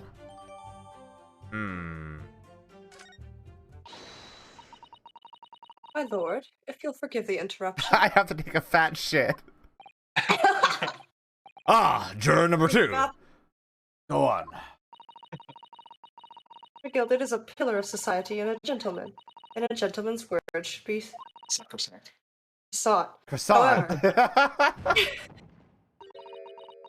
I don't trust him. Those of us in the service know we must accept hard truths. Wait, what are you about to do? Dispose of the rubbish. What the fuck? Come on! I love this mechanic because it's such a good way of like visually showing you how the trial is going. Yeah, it's not going good, I gotta say. Or sticks. No! I don't wish to cause offense, but I do like to eradicate all traces of filth and grime. Get Grimes out of here. Okay. Yeah, get Grimes out of here. Oh no. Wait, You who's... wanna take her, Wait, Luka? who's... You wanna Wait, take who's... it? Oh wait, am I voicing? I'm voicing 2 on the... This is her first line. We haven't. She hasn't had a line yet. I'm voicing 2 on the jury already, I think. Okay, so you want me to do it? Yeah. Yeah, you do. I have painstakingly typed every word uttered here today and cross-referenced all the facts. As such, I'm in a position to draw the only logical conclusion. Oh, she's a nerd. Great. Facts and logic. Great. No. Great. Not again! 4 out of 6 jury members who've proposed a guilty verdict. There are only 2 left. Yeah, thanks, I can do math. We've had it. Every time I press these witnesses for more information, I just make the situation worse. Nevertheless... Hold on, I didn't actually look at the knife. Oh, it's got little horsies on it. Is that a horsey? I think it's a horsey. It's a horsey or a dog. It would be cool if it was a dog. On the hilt there. Oh yeah, it's tiny. Very tiny. Anyway. That part is the sheath, isn't it? Are you alright, Mr. Naruhodo? Hmm? Oh, sorry, yes. I just don't really like blades. Oh. Those don't seem like the words of a man with a large katana slung from his waist. That's not a blade, that's Cosmo Soul. Ah! Oh, I see. That's so cute. That is cute. Also kind of funny. Anyway, there's no sense in delaying it. Let's see what the blade looks like. Oh, blood! Oh. Yes, blood. Ugh, that looks like a lot of blood. Surely is blood, the victims. Ugh, an Englishman's blood looks a lot like a Japanese man's blood. Yeah? We're all the same on the inside. I fucking love how much of a weirdo he is. Because Sandra's like, what? What are you talking about? Man? You sound insane. I just love how often she's legitimately taken aback by how much of a fucking weirdo he is. Did you think it wouldn't? Sorry, it's just that we've only just arrived here in Great Britain. I'm finding it a little hard to adjust. I thought they had green blood. What color? What color is his blood? I don't know, I just got here. Yes, I do understand. No, you don't. Don't lie to me. How many genders are there? I don't know, I just got here. An ornate letter M. Undeniably Mr. Magnus McGilded's initial. And it's beautifully... Oh, gilded, too. sorry. It must be very valuable, I should think. Ah! What is it? Look at this M. If you turn it upside down, it becomes a W. For Wumbo! For Wumbo. Same beam. Same beam. A W? For Wumbo? Yes, this is one of those, you know, turnabout cases. I'm sure of it. I'm afraid I don't know it all. But what I am sure is that this is an M. Oh. Well, that idea was quickly quashed. So it is an M. But it could be a W. For... One Zeeks? Gotcha! One Zeke. What we need more than anything at the moment is more information. We're still very much in the dark. I suppose I'll just have to keep pressing the witnesses, knowing that more sparks may well fly. We mustn't give up hope that we'll uncover something that will give us a way to fight back. But... Alright, I'll keep trying. I can't give up. I just need to keep calm and listen to the witnesses' statements again.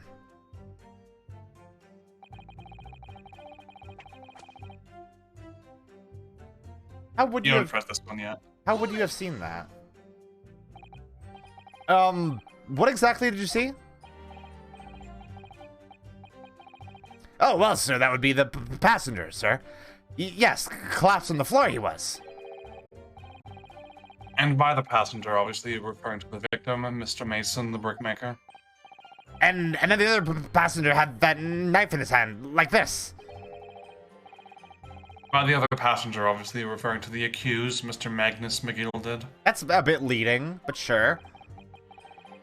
And then he plunged it down like this, stabbing the other victim in the belly. Wait, then why... Wait, then why did you stop? What? He saw it too, and then he stopped, and then he got stabbed. My lord, I wish to speak. Yes, juror number 5. Do I take it that you too? As the master of the London Guild of Coachmen, the idea of a murder being committed in one of the city's carriages is utterly abhorrent to me. Granny, don't do it. Please, Fucking... Granny, don't do it. His horseshoe mustache. Yeah, I like It it. wouldn't be right to make a decision before hearing all the facts, though, I said to myself. He looks like a character from Spelunky. Yeah, you're right. But I don't give a damn. I've heard enough now. The horse is bolted, as they say. No, please, just keep it up in mind a little long. Yup, now, Silver Blaze, the finish is in sight. Well, Get out of here. get pranked, doofus. Pippa was a long-standing member of society and the guilds, and I trust what that man says. Oh, thank you, sir. You're too kind, sir. So cold. He's so cold. This is too unkind, sir. Which now means that 5 jurors agree to condemn this man. Don't do it, Granny.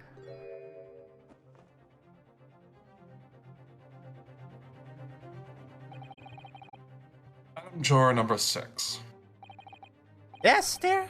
What can I do for you? You have heard the testimonies of the witnesses in the stand.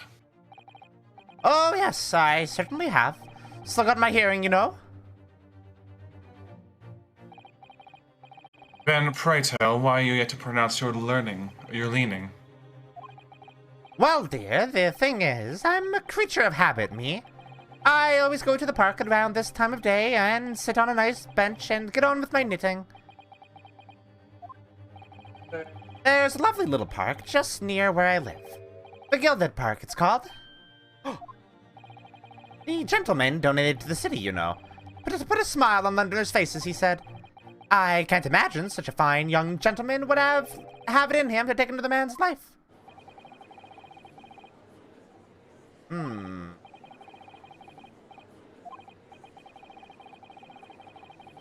He donated to a library, too. Hell yeah.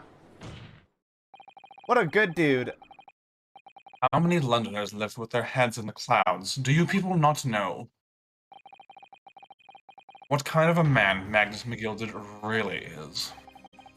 What kind of fucking Van Zeek's theme for the first time. What kind of a man is he? The philanthropist Magnus McGilded has enough wealth to purchase the entire city he claimed to value so highly. But where did all that wealth come from?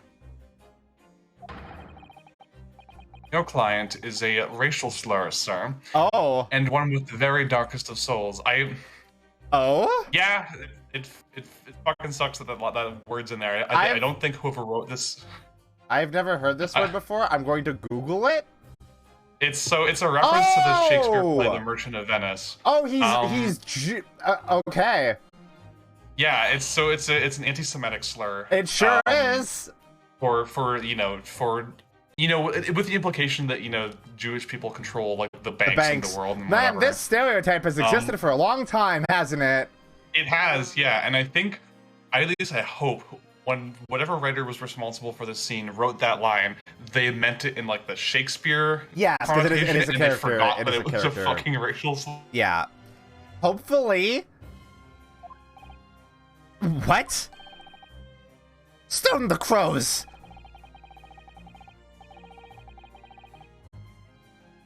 On this, I was like, wow, yeah, that kind of made my eyes pop out of my head when I saw it the first time. Like, because like the fan translation of this game uses tons of racial slurs. Of course it does. Awful. Like the fan translation for this game is fucking atrocious. What were they called? I thought that was the one thing that this game did really well is that they Scarlet Study. Fuck them. Yeah. Put them on blast. Yeah, like one of the lead like translators made this huge Twitter thread defending his use of racial slurs in this game, like in the translation, and it sucked. And when this localization came out, I was like, wow, it's awesome that they managed to get across the same like venom and malice without actually using racial slurs. Yeah. And then you get to this part, and it's like, okay, so they intentionally went out of their way not to use racial slurs before. So this feels like an oversight instead of like a malicious thing. that seems to me like an oversight, surely. Yeah, that's someone just didn't do their job properly in double checking everything, and that snuck into the game, and it fucking sucks. Oops. But it's there. So oopsies. Yeah. Oops. Anyway, it's gone, and we're never gonna hear it again. Yeah, so yay. We'll just leave that as an awkward yikes moment in the middle of a really good case. That's an oof moment for sure. Yeah, big oof. Van Zeek's cringe moment. Van Zeek's racism moments. The Gilded lends money at extortionate rates of interest, so his victims have no hope of repaying him. When they default, he takes possession of everything they own. He is a vulture that preys upon the weak. I've never heard any mention of that before. Wake up, Granny. Your faculties haven't deserted you, I'm sure, madam. So has this thought not crossed your mind? Would a man wealthy enough to buy London in its entirety not have a carriage of his own? Oh. What possible reason could this man have had to make use of a public omnibus service? You're not saying that... The victim, a poor brickmaker, had next to nothing to his name, save considerable financial liability. It will come as no surprise that his creditor was the accused, Magnus McGilded. But let it also be known that the very day Mr. Mason was killed, it was the final repayment date for his debts. Good gracious! The brickmaker was destitute. He had lost his house, he had not a shilling with which to repay his debts. And in the end, this pitiful soul had the very last thing he owned taken from him, his life. By the merciless philanthropist pretender, Magnus McGilded. I don't believe it! Hello? Hi. I might add something briefly. She gets through and hold it. Miss Susato? You claim that the victim had been lent money by Mr. McGilded. But where is the evidence to support your claim? I have a bad feel about that. Oh! Where'd you get those? Where'd you get those? Oh yeah, where'd you get those?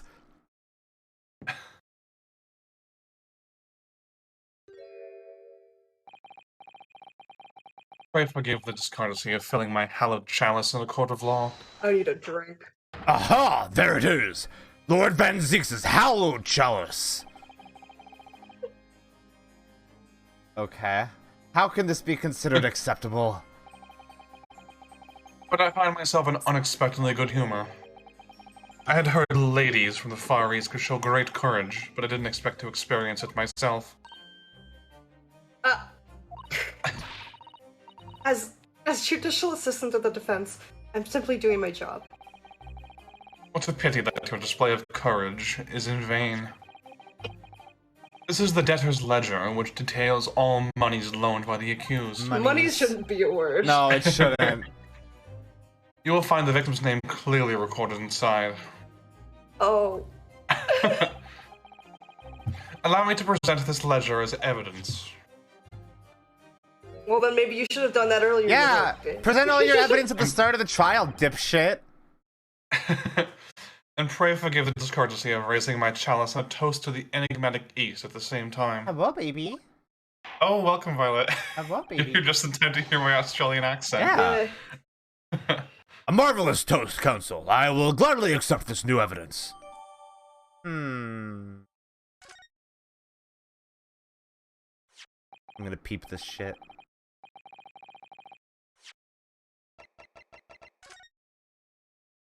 Pop that shit open. This portfolio must contain all sorts of secrets of London's gentry.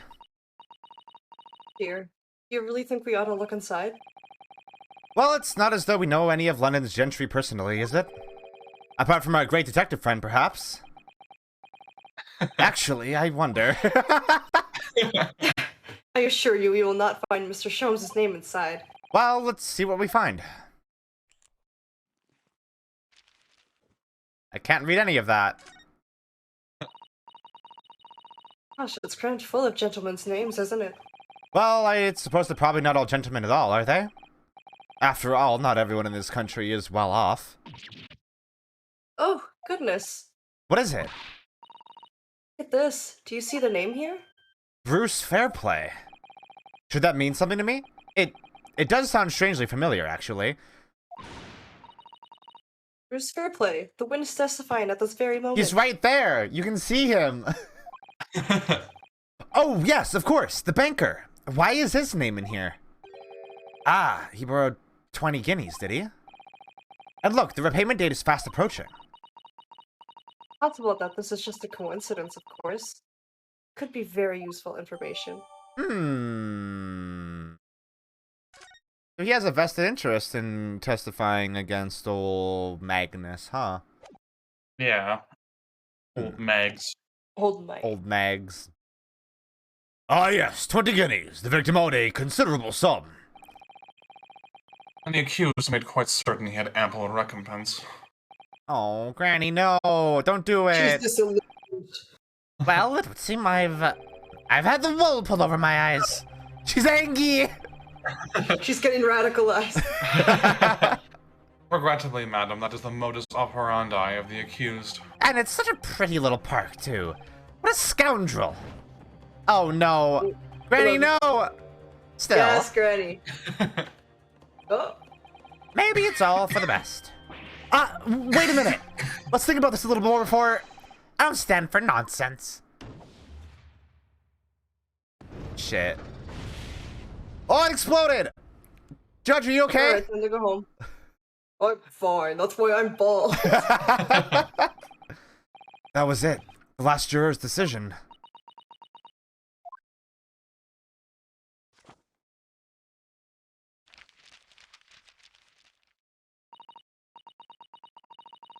According to this encyclopedia of British law, when all members of the jury have concluded that the defendant is guilty, court proceedings are suspended.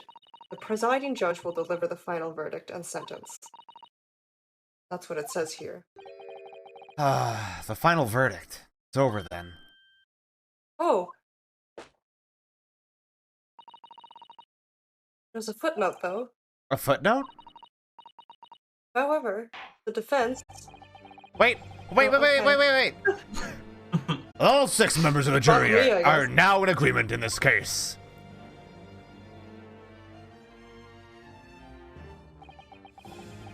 Allow me to convey my respect for your swift and righteous decision.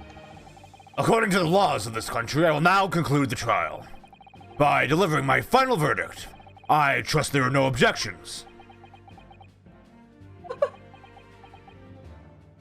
He's depressed. Mr. Sato, just tell me one thing. Yes? You were in the middle of saying something before. A footnote in your Encyclopedia of British Law? However, the defense... What did it say next? Oh, yes, of course. Let me just get the book and find the page again. When all members of the jury have concluded that the defendant is guilty, court proceedings are suspended, and the presiding judge will deliver the final verdict and sentence. You already said this! Yeah. And the footnote says, however, the defense has the right to demand a summation examination of the jurors at this point. A what? Summation examination? Objection!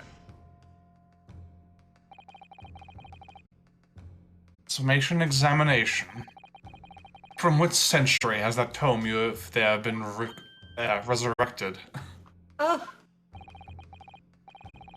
Judging from the binding, I would say that book is at least 50 years old.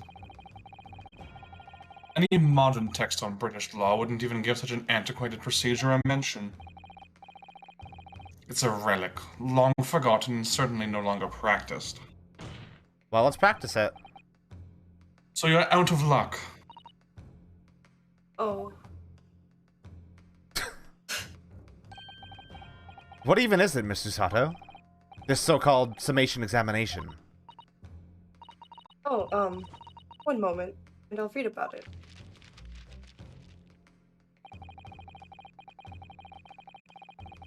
You would demand the right to a procedure before you even understand what it entails. Typical Nipponese. Okay. Alright, Mr. Naruhodo, I think I understand. It seems that under this procedure, we would be able to appeal to the members of the jury. To do what, exactly? Tell to them to change their leading and reverse their decisions. It says here that, if successful, the proceedings of the trial must be resumed. Make them reverse their decisions. Yes, in times gone by, barristers would use a summation examination to attempt to influence the jury's decision. But that procedure became something of a formality with no practical benefit, really, so it rather fell out of use. I wonder why. As it was devoid of purpose. Changing just one member of the jury's mind would be hard enough, let alone several. No self-respecting defense barrister would even assert his right to try in this day and age. Well, good thing I have no self-respect. Well, I don't see any mention of the procedure actually being formally revoked. Bitch. What are you suggesting? Get dunked on, idiot. Venzix always looks like he's about to cry. He's holding back so much. I'm suggesting that although it may be antiquated and largely forgotten, it isn't yet extinct. So, Oh! Violet, is a shilling like a penny? Like, so I'm not familiar with like the A British shilling, I currency. think, is $1, and pence is a penny. Okay, so a shilling is $1, so a guinea is like $21. Wow, yeah, that is a lot of cash. Yeah. What do you think, Mr. Naruhodo?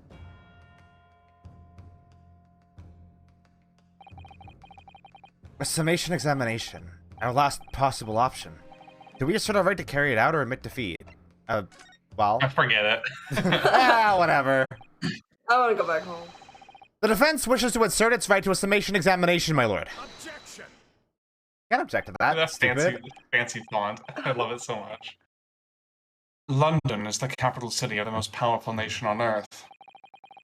We have a duty to the world to exemplify the very highest standards of judicial procedure. Summation examinations are an embarrassment that should remain buried. You have no right to deny that, though. But if it's our right, it's our right. I believe it could prove vital in this trial. The defense's petition is perfectly valid. Shilling is 5 cents. Oh, okay. That's not that much money then. But I mean, maybe is. It's a lot of money back then, I guess. Yeah. Yeah.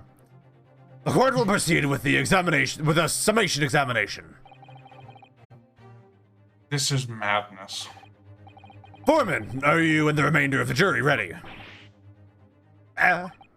Well, I'm not, there was no mention of this in the letter I received, you see, so...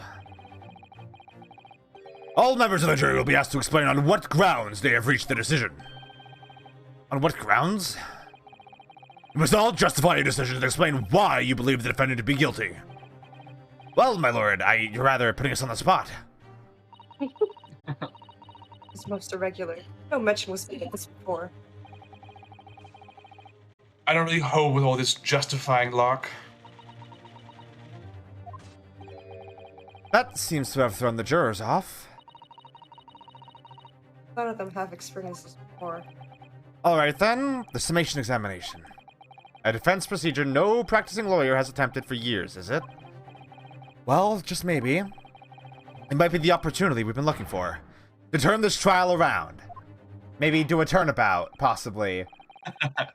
So be it then. Ladies and gentlemen of the jury, the court hereby calls upon you to state the grounds on which you defined the defendant, Magnus McGilded, guilty of this most serious crime. Freudian slip there, sorry. Magnus McGuilty. Yeah. Ooh. Ooh.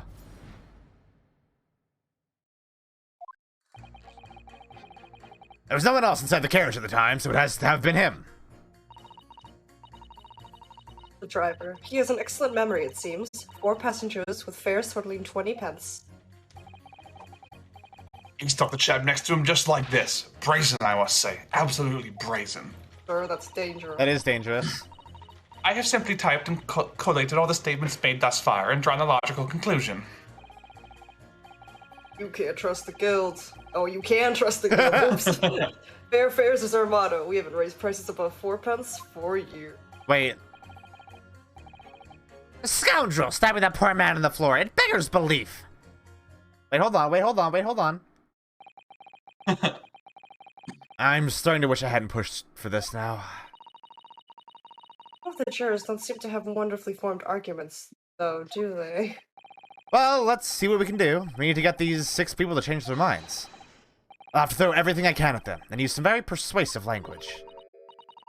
Just a moment, Mr. Naruhodo. According to my book, that's not quite how it works. Oh? I thought I was going to have to thaw their icy minds with some heartwarming rhetoric about the defendant. Unfortunately,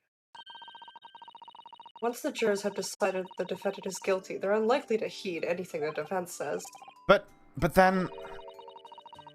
They've reached their conclusions by their own reasoning, you see? Your pleas will sound like excuses. In fact, it could recoil on you. The more you try to persuade them, the more entrenched they may become. Then what on earth am I supposed to do? Oh dear. I'm just citing what I've read about British law, Mr. Naruhodo. Right. I'm sorry. Do you have any idea how to make this work, then? Well, from what I can understand, key to this procedure is using the jurors' own words to make your arguments. What do you mean? Well, the 6 members of the jury are randomly selected members of the public. They may appear to present a united front, but the truth is, they're complete strangers who just happen to find themselves here in the courtroom together. And that's the way to break them down, you mean? Yes, exactly. We must listen very carefully to what each member of the jury says. See if we can identify any contradictory statements. If we can, we then contrast the statements and pit the corresponding jurors against each other. I see. So it's contradictions in what 2 or more jurors say that we're looking for. In a way, then, this is similar to a regular cross-examination.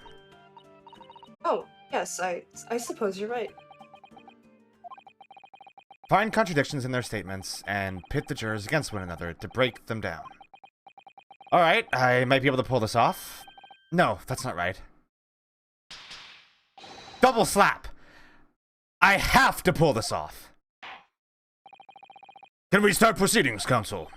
I would ask you to take the stand for this. I'm expecting a clear and concise rebuttal. Yes, my lord. Oh.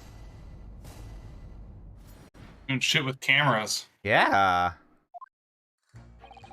I know exactly. I mean, there's... So, okay.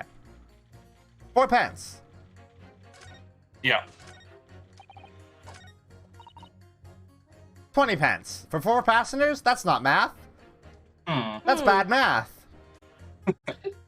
Beppo is fucked up. Bad at math. Those 2 statements clearly contradict each other. They do. Explain yourself, counsel. Me? Oh dear. What have I said? No, that's both me. I swear that's Silver Blaze's maiden name. I haven't the first idea of what you're talking about. According to the group testimony we've heard so far, there were 4 passengers on the omnibus on the night in question.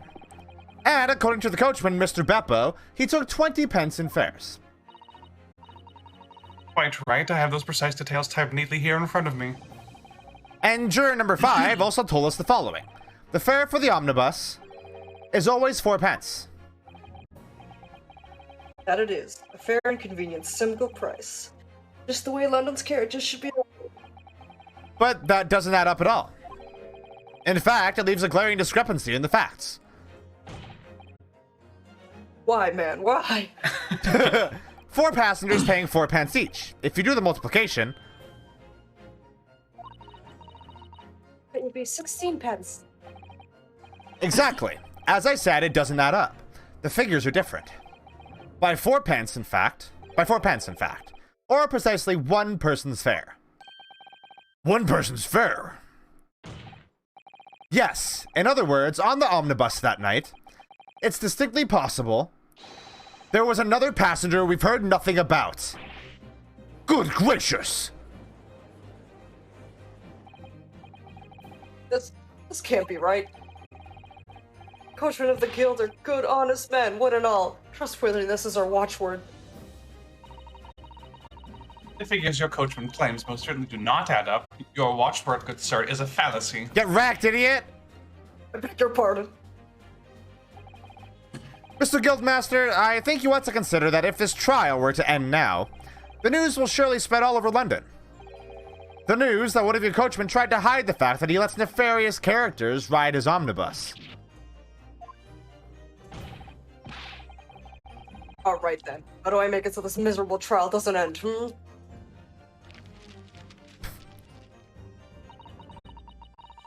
Well, according to my book here, simply launch a ball of fire into the innocent side and set off the scales. Now hold your horses there, coachman. We're all in agreement. Why do you have to go and... Wait till I get my hands on you, Beppo! I'll chase you to the ends of the earth!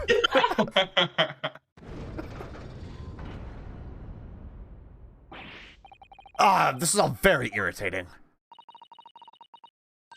You're pardoned, sir. I'm going to do the same. Hell yeah!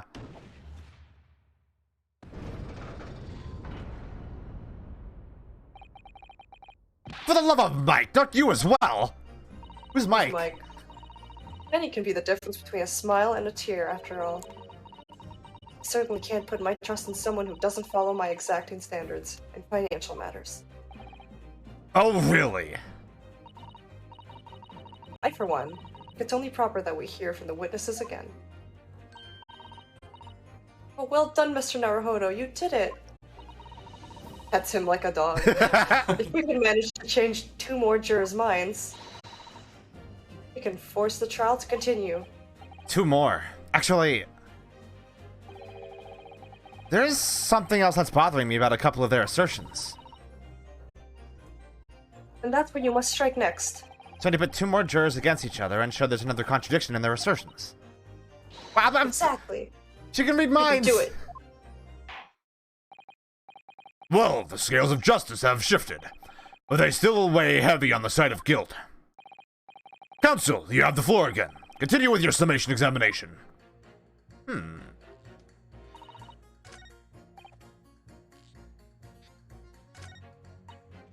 like how the color of the text changes. Yeah.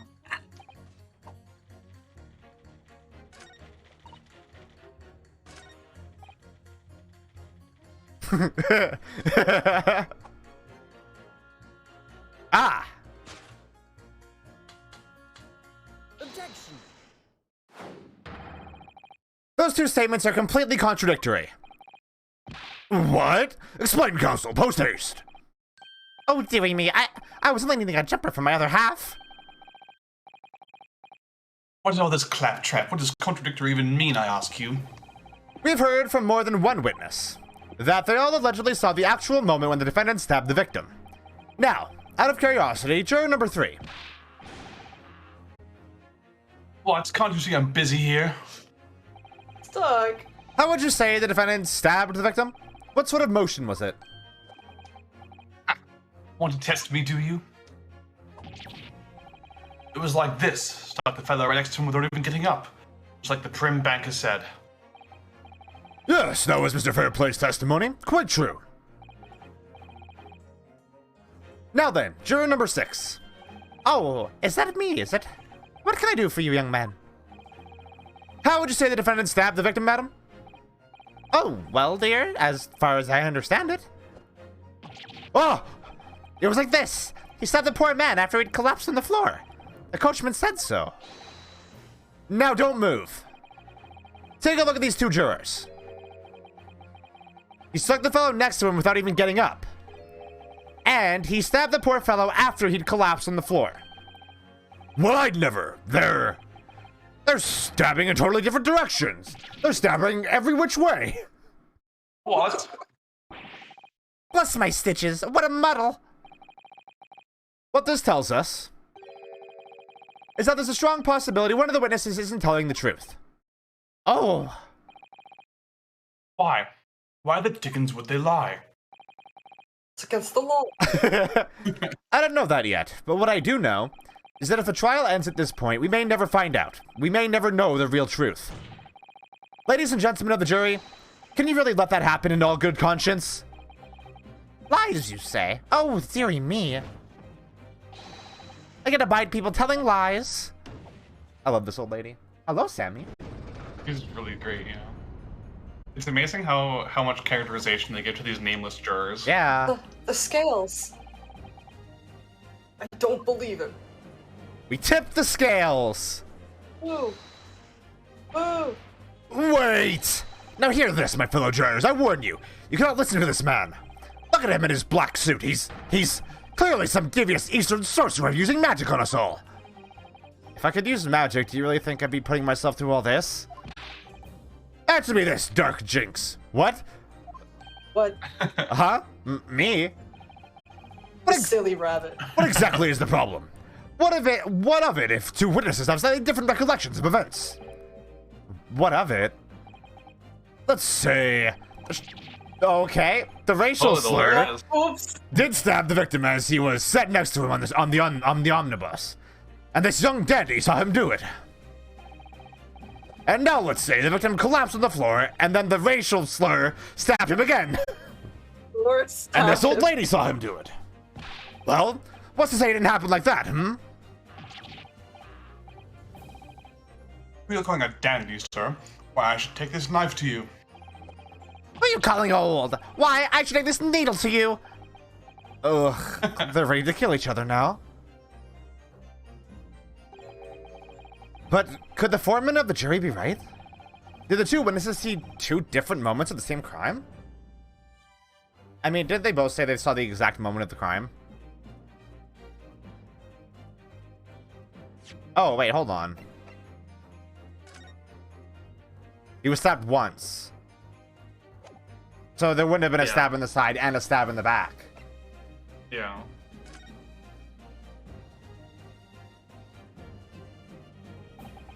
Unfortunately, Mr. Foreman. What is it, you Dark Jinx? Come on, out with it! What you're suggesting is impossible. It's out of the question.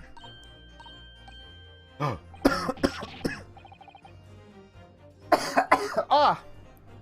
You okay? I'm alright. What are you talking about, man? How can you possibly say that? You do realize that I'm only doing my job. As foreman of the jury, I have a responsibility to steer everyone in the right direction. So where's your evidence, man? That's what we want to see. I say the two witnesses saw two different moments of the same crime. If you say that's out of the question, show me some proof.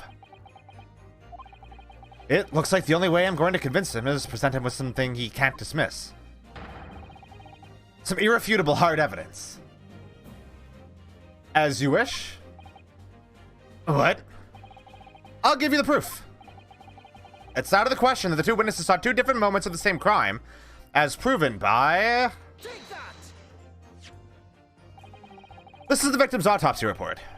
According to what's written here, Mr. Mason was stabbed in the abdomen. Only once. Only once? It's quite simple. The victim was stabbed precisely one time. Which means these witnesses can't possibly have seen it happen two different times.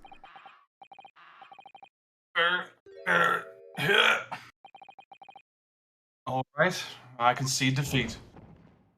Hell yeah! Whoa! Whoa! Wait. Is that good? Wait, that means 4 jurors are now leading to not guilty. Got it, Mr. Naruhodo. We've won! Yeah! It's over, we did it. Fortnite dances. Unfortunately, that word is an anti-Semitic slur. Yeah, it is an anti-Semitic slur that is not great. Yeah, I mean, it's also a literary illusion, which is probably what the writers were trying to use it for, but yeah, it's very not okay to call, especially anyone with money or power, because it's got, terrible implications, but just in general, just don't use that word. You can use Shy Guy. That might be fun. Yeah. I think I'll do that. What are you playing at, you dandy fool? Shut your trap, sir. No one deceives me. But we had a consensus. I said shut your trap. I know a liar when I see one. If the chap ever dares to cross the threshold of my shop, I'll take this razor-sharp blade and shave every last hair off of his head. Stop that! I hate Stop this that! one. Stop it! Please tell me he's a barber. Well, in a quite remarkable turn of events, the defense's summation examination has flipped the balance of the scales of justice. The jurors now stand at 2 for guilty and 4 for not guilty. Accordingly, there is no longer a large enough majority among the jury for me to adjudicate, and the trial must continue. We fucking do it. Reversal. I hereby ask the defense, prosecution, and witnesses to return to their places. And I call upon all of you to continue to pursue the truth. Get wrecked, Dracula. So, Lord Van Zieks, continue to substantiate the case for the prosecution, if you please. He needs a sip first. He needs a sippy. He needs a little sippy. Gay bitches love their little drinks. He's just chilling. Oh! Buddy, your hand! Having savored the rich aroma of the carmine contents of this hallowed chalice, it may seem crass to crush it to dust. Pray forgive the discourtesy. You're gonna clean that? Lord Van Zieks! Ugh. Is it cold in here, or is it just me? As your antiquated tome no doubt says, the prosecution will not speak during a summation examination. So I ordered a deathly silence and listened to the charade. It seems I overestimated the intelligence of the jury. Well, no matter. There is nothing so hard as to prove a self-evident truth, it would seem. No. And why else would we grace the courtroom with our presence, after all? Oh, slow zoom. So, let us proceed to the next round of battle. Oh! The cape's coming off! Bring forth the witnesses once more. Bring in the dancing lobsters.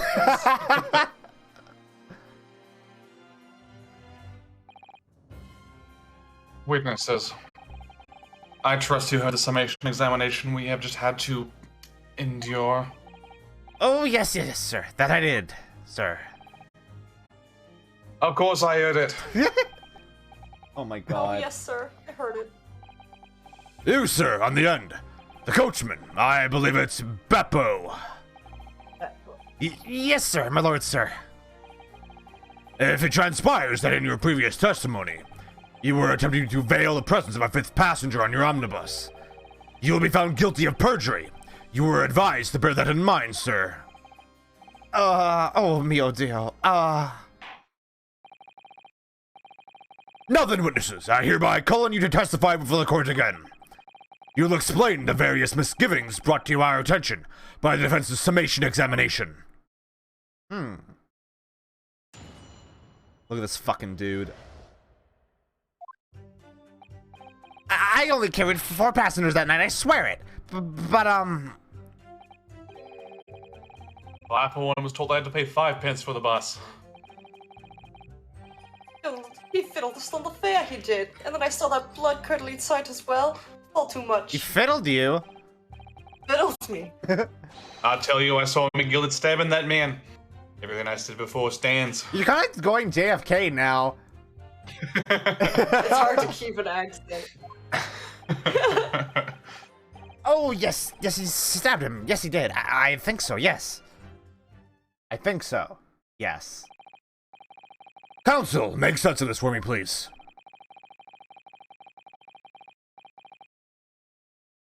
The phantom fifth passenger conjured into existence by my learned Eastern friend never existed. We're not friends.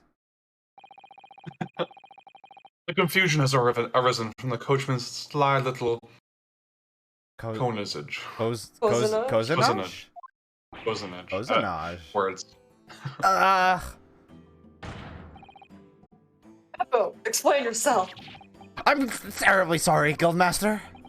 Kaiser, Guild's fare is 4 pence across the board. You know that. You might understand that you've been overcharging your passengers by a penny a fare. It's so cold, and the last one of the day is always half empty. You have been dishonest, coachman. Kill him. I'm sorry. You're a disgrace, Beppo. A disgrace. Fuck you, Beppo. Eat shit. Fucking Beppo. And your selfish actions have brought dishonor on the entire guild. If I may, sir, I had to pay 10 pence on the bus just last week. What? 4 passengers at 5 pence each, and yep, 20 pence. I've done the arithmetic 10 times already, but I just can't make the result come out differently. No, that figures. Well, it appears that one of the aforementioned misgivings has already been explained. So, counsel for the defense, your cross-examination, if you please. I've already had the pleasure of a protracted summation examination today. I see you intend to continue the parlor games. Absolutely. Yes. Yes, sir. Or you know, it's like I'm just doing my fucking job, man. Yeah, like, fuck off. What do you want me to do? Quit? I mean, yeah. Okay. You fiddled us. He fiddled us on the fair!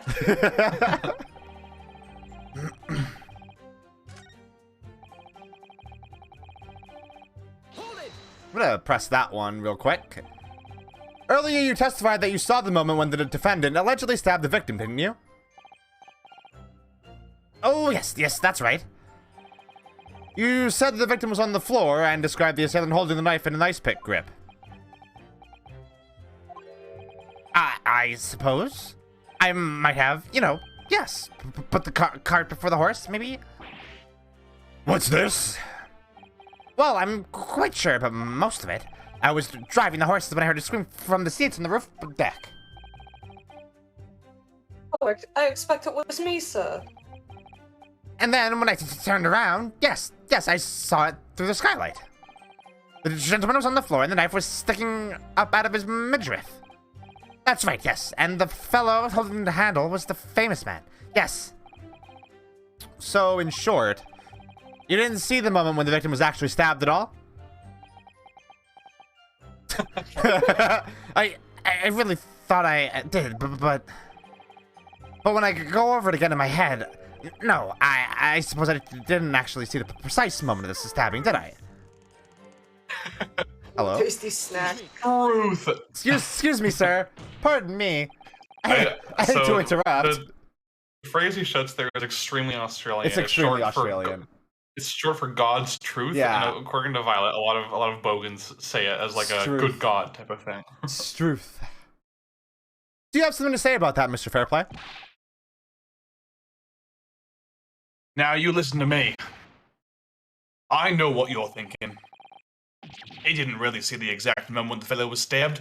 What are the chances of that? Eh? Are you asking me or telling me? He's getting flustered. I may be able to extract some new information from him if I answer cleverly. Could he have just happened to see the exact moment the crime was committed? Some days are like that. It'd be like that It sometimes. do be like that sometimes. Well, it is a little hard to believe, certainly. Unless you spend your time peeping through a skylight on top of an omnibus, that is. Peeping? I'm a respectable city banker, I'll have you know. And I know what I saw. I remember it clear as a Ballarat day. As a ballet rat? Ballet rat. Baller rat. Why don't you take this away? Explain the channel. A baller rat!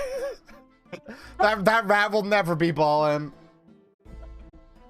Well, it's a grim scene, I don't mind telling you.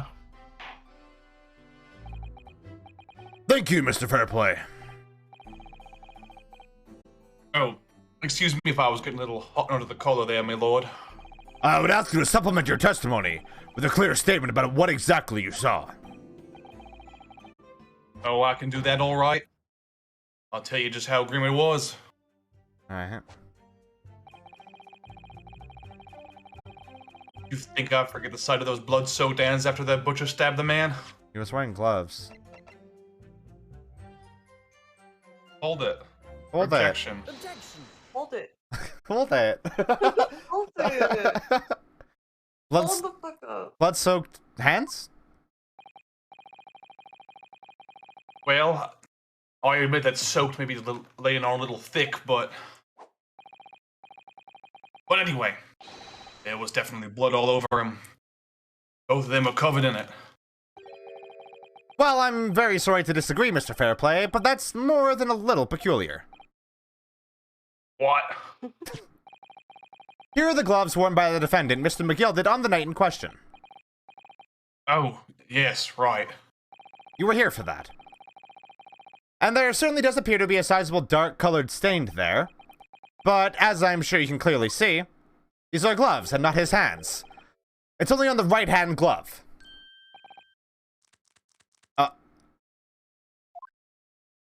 Why he do that?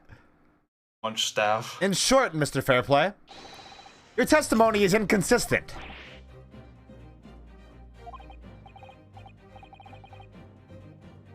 But no, that can't be right. So you're the liar here, then? Yeah. That's right, you're quite clear about it. You said was both hands.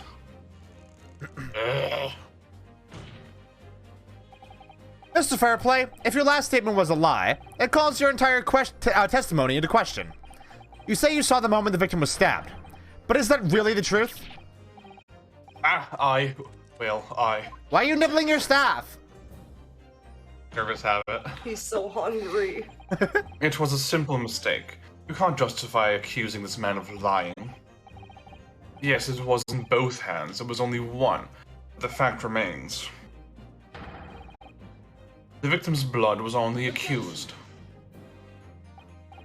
No, Mr. Fairplay categorically stated that he saw blood all over both hands, which means there's a strong possibility that this witness was deliberately trying to mislead the court. Why? I'm a city banker, for pity's sake. My word should be a gold standard. I'm a gentleman, not some gutter snipe. Upstanding members of society don't prevaricate. He's claiming to have no reason to lie, but is that really the case? Hold on. I had some evidence to explain why Mr. Fairplay might be lying. It could turn the tide in this trial completely. Something to show this man has a compelling reason to lie in his testimony. I have evidence. My lord.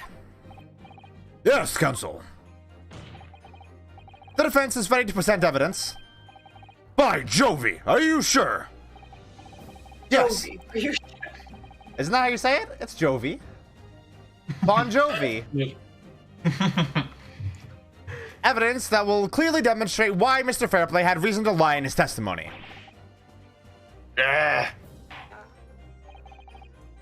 Very well. I hereby call on the defense to present its evidence.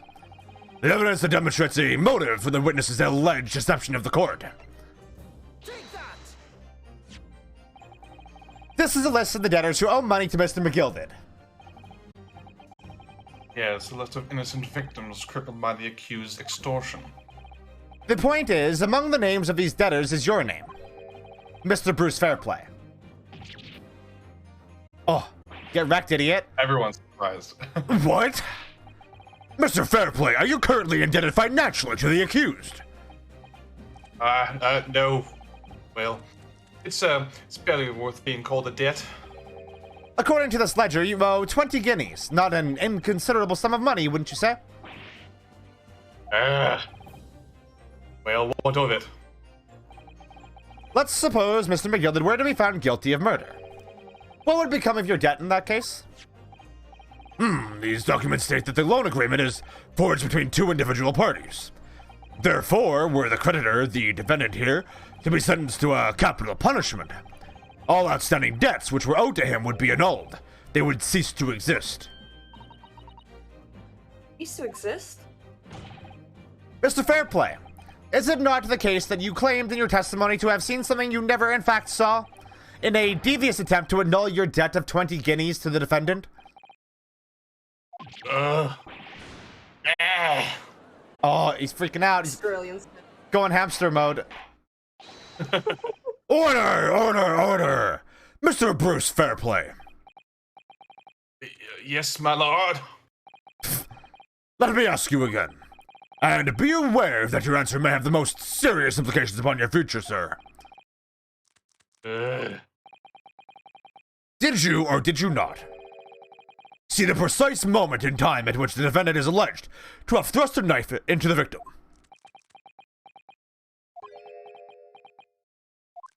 He's dancing. Your silence speaks volumes. You did not tell the truth in your testimony. Alright, I'll make a melodrama out of this. Perhaps I did overstate the truth a pinch. A pinch? But it makes no difference. I definitely remember seeing blood on McGillidan's, both of them. That's factually not true. And yeah, it's only one of the defendant's gloves, which we have here as evidence, is stained.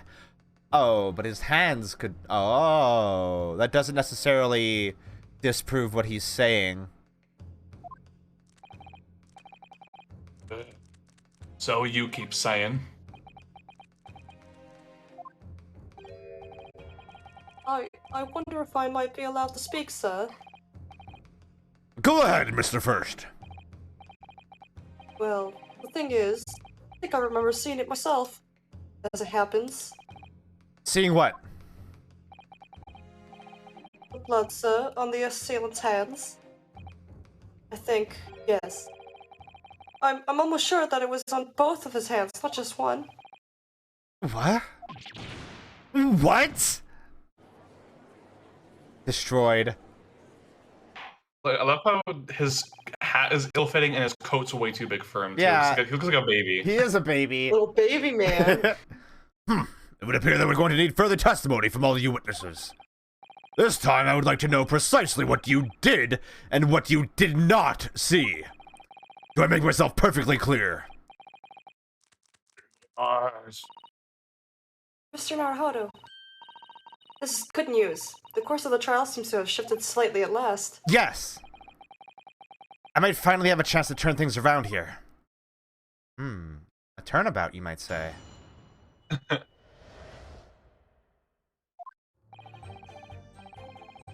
There was blood on both hands of the assailant. I sincerely and distinctly remember that.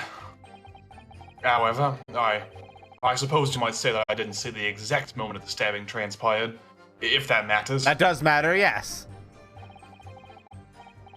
I remember seeing the knife, and I remember seeing both the attackers' hands with blood on them. I didn't actually see anything myself, no. Not until I heard that scream. So you're all liars, then. Anyway, the fact remains. There can't have been anyone else inside the carriage, or we would all have seen. Yeah, about that. Let me adjust my wig really quick. Well, lo and behold. In truth of fact, not one of you was witness to the crucial moment the crime was perpetrated. I apologize, my lord, but honestly, there was no one else inside that carriage, and the man's hands were covered in blood. That much incriminating evidence is tantamount to saying we saw the man do it. That's really not what testimony is about. Let's examine the interior of the omnibus once more. The victim's fresh blood is clearly visible on the seat, corroborating the witnesses' accounts. In other words, there is no substantial nor significant change in the facts of this case. Very well. Your cross-examination, please, counsel. Yes, my lord. Alright, so I mean, I kind of know already what we have to kind of point out. But they literally could not see the seats directly underneath them in the bus. But how would we go about... Ah, like that! Is this new dialogue? No, this is old dialogue, actually. Wait, but... You'd think that would be important, right? Yeah.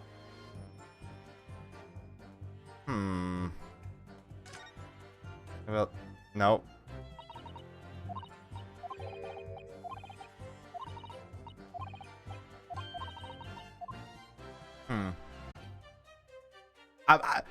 Wait, hold on. Wait, is that a little... You can open the window from the top. Huh. What the fuck?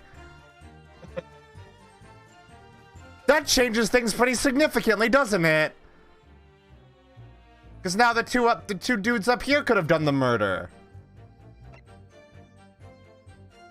But the knife... What about Beppo? I don't trust him. Yeah, Beppo did it! Beppo had his horse stab him. Yeah! The M on the knife was for Morse. I'm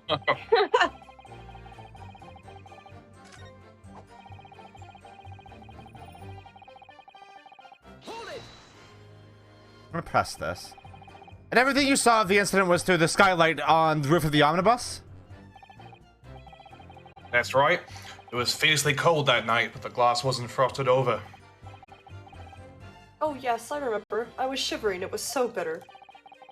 Which rather begs the question of why the pair of you were sitting on the roof deck in the first place. With this young fellow, well, I couldn't enter the cabin. Oh? Why not? It was locked from the inside. I tried knocking, but no one opened the door. It was locked? That's right. And it's a public bus service, for pity's sake. That's not what I call fair play. Oh, that's your name, sir? yes, I had exactly the same experience. I tried knocking, but the gent inside just gestured at me to clear off. So I had no choice but to climb up to the roof deck and look down longingly into a warm cabin below. Poor baby man. Well, I can assure you I wasn't just looking down. I was glaring, long and hard. Nice. That's precisely why I can tell you with absolute confidence that if there was anyone else at all in that cabin, I would have noticed.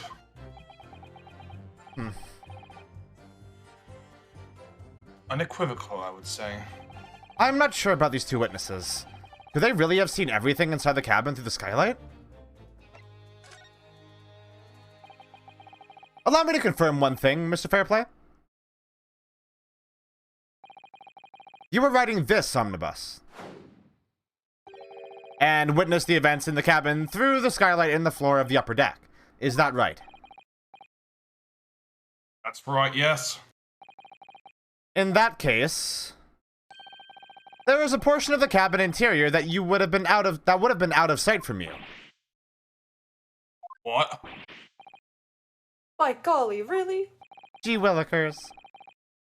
Obviously, at this stage, we can't say for sure. But the possibility cannot be denied that at the time of the incident, there could have been another passenger in the enclosed cabin of the omnibus.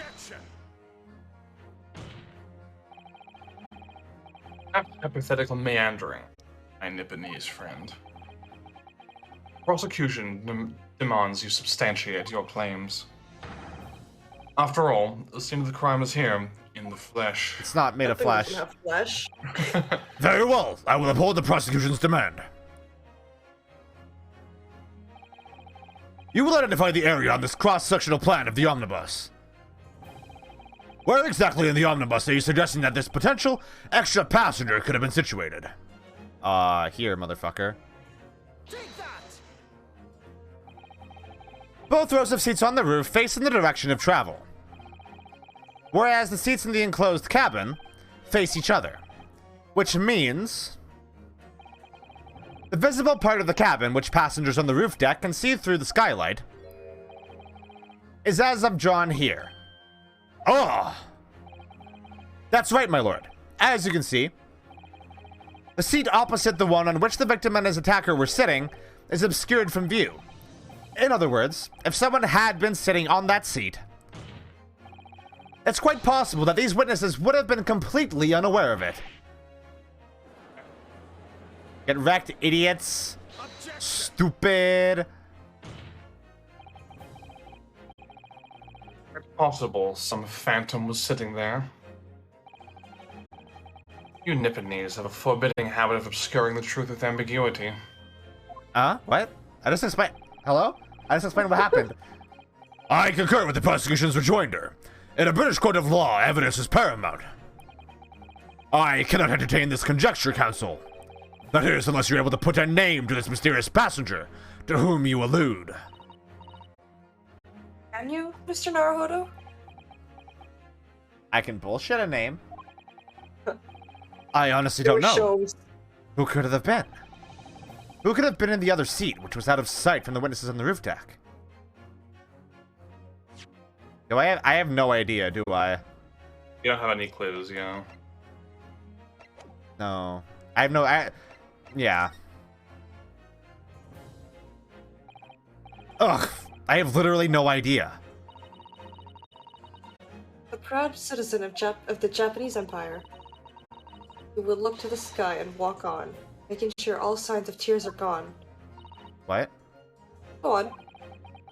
This isn't just a case of going on, Mr. Sato. It's not go on.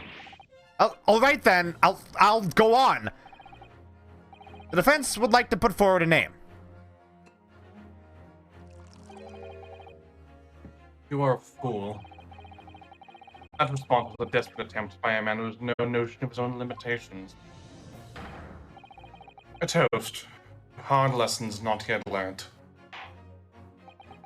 Let us not delay, Counsel. The defense is still to name the passenger in the other seat. This could be it. This could be the chance I've been waiting for to turn the trial in my favor.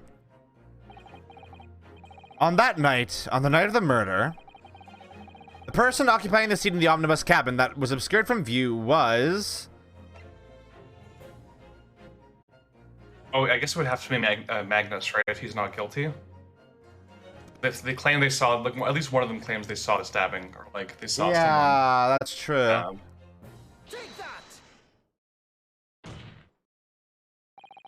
The passenger in the enclosed cabin that the witnesses on the roof deck failed to see has to have been Mr. Magnus McGilded. Mick. Mr. McGilded? What are you talking about, Counsel? That's the name of the defendant. Yes, I know. I'm aware. Objection. Jesus Christ. I desecrate this chamber by smashing my hallowed chalice. Do forgive the discourtesy. Lord Van Zeeks. People talk of those tiny island nations in the Far East as having a learning and culture of their own. But I see they use the terms ill-advisedly. What are you trying to say? Let me explain in terms that even a student of an artless backwater such as yourself might understand. Okay, racist. Reel it in a little, come on. When the bloody scene unfolded, the victim and his assailant were sitting side by side. Multiple witnesses have attested to the fact. It's the very premise on which this case is built. They also said that they literally didn't see their faces. But that premise may be wrong. What? Flip it turnways, sir. If the victim really was sitting beside Mr. McGilded, it creates an inconsistency that can't be reconciled in any way. What inconsistency, Counsel? The defendant's gloves, my lord. Both witnesses made the same testimony. They claimed that there was blood on both hands of the person sitting next to the victim. Objection. Yet we know the truth to be otherwise. Only one glove bears the gory remains. The point is, even in the face of this irrefutable evidence, both witnesses have maintained their stance. Yes, their testimony remains unchanged. Exactly. They both adamantly swear that they clearly remember seeing blood on both hands of the assailant. In short, their memory of events is correct, and their testimony reveals the truth. Ah. It was somebody else sitting beside the victim that night, a third party we have yet to identify. And the victim's blood was on that passenger's hands, both of them. Objection. And who was this third party? Obviously, the true culprit. Extraordinary.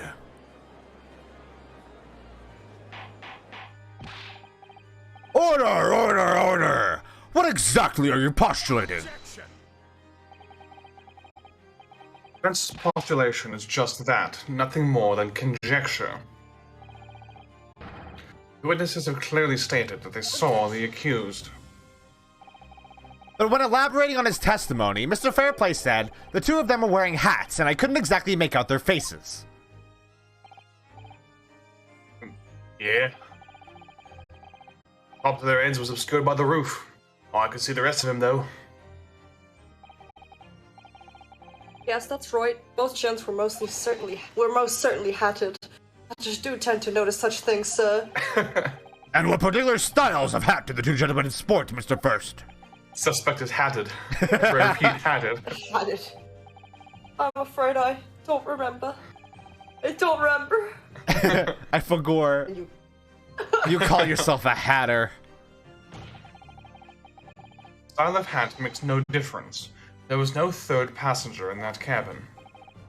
How can you be sure? Because if there had been, the accused, Mr. McGilded, would undoubtedly have offered to depose of the fact.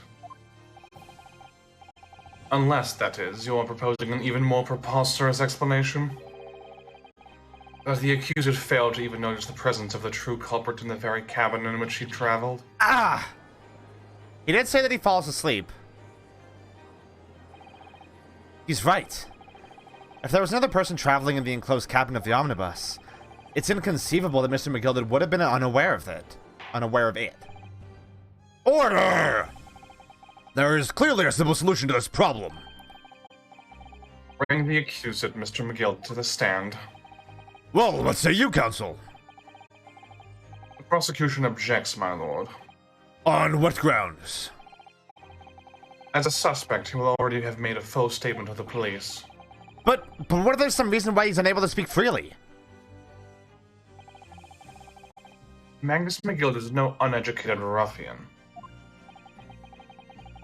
If it indeed turns out the man has been withholding information, you can be sure it will have been a most deliberate act. Counsel for the defense, what is your opinion? My lord, should we ask Mr. McGill to testify or not? I mean... Yeah, that's the only way we're gonna rectify that, right? Yeah. He may be my client, but I can poke holes in his testimony too. Yes, we need to hear what he has to say in order to find out the truth. Why are you raising your hand? He has a question. He needs to go to the bathroom. He does need to go to the bathroom. It's been... I mean, he's very nervous. The defense would like to call Mr. McGilded to the stand. In that case, I would like to hear the opinion of the jury. Yes, I need a little time to consider this. You ask me, I think we should hear what Mr. McGilded has to say. Get the man out of here, I say. It would be utterly illogical not to hear his testimony. Something needs to get it done. That's how I run things at the guild. Hearing what the patron of my favorite little park has to say? Oh, yes, that would be lovely. He's just like, what the fuck are you talking about? Yes, the jury says the man must be heard. Very well. The court will hear the defendant's testimony. Bailiff, show the defendant to the stand at once. We should maybe take a break then. I think if you want to get... There's actually a break in the trial, a little tiny bit further. So. Oh, okay. Now, maybe what actually happened that night will finally become clear.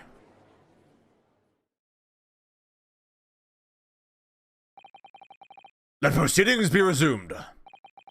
Mr. McGilded, have you been listening to this through the discourse of the day? Do you have any hot takes on Bean Dad? It's a mighty fine dad, I must say. Oh, jail. To be sure I have, my lord. There are now two matters on which the court desires to hear from you. The first is whether or not there was a third party with you in the omnibus cabin, as proposed by the defense. The second is that if such a person was indeed present, why did you conceal that fact from the police? Egad, no, it is not in my nature to hide anything at all. Just answer the questions, please. The truth of the matter is, I've been desperate about this all along. Do I tell you all to keep me mouth shut? Tell us what, Mr. McGilded?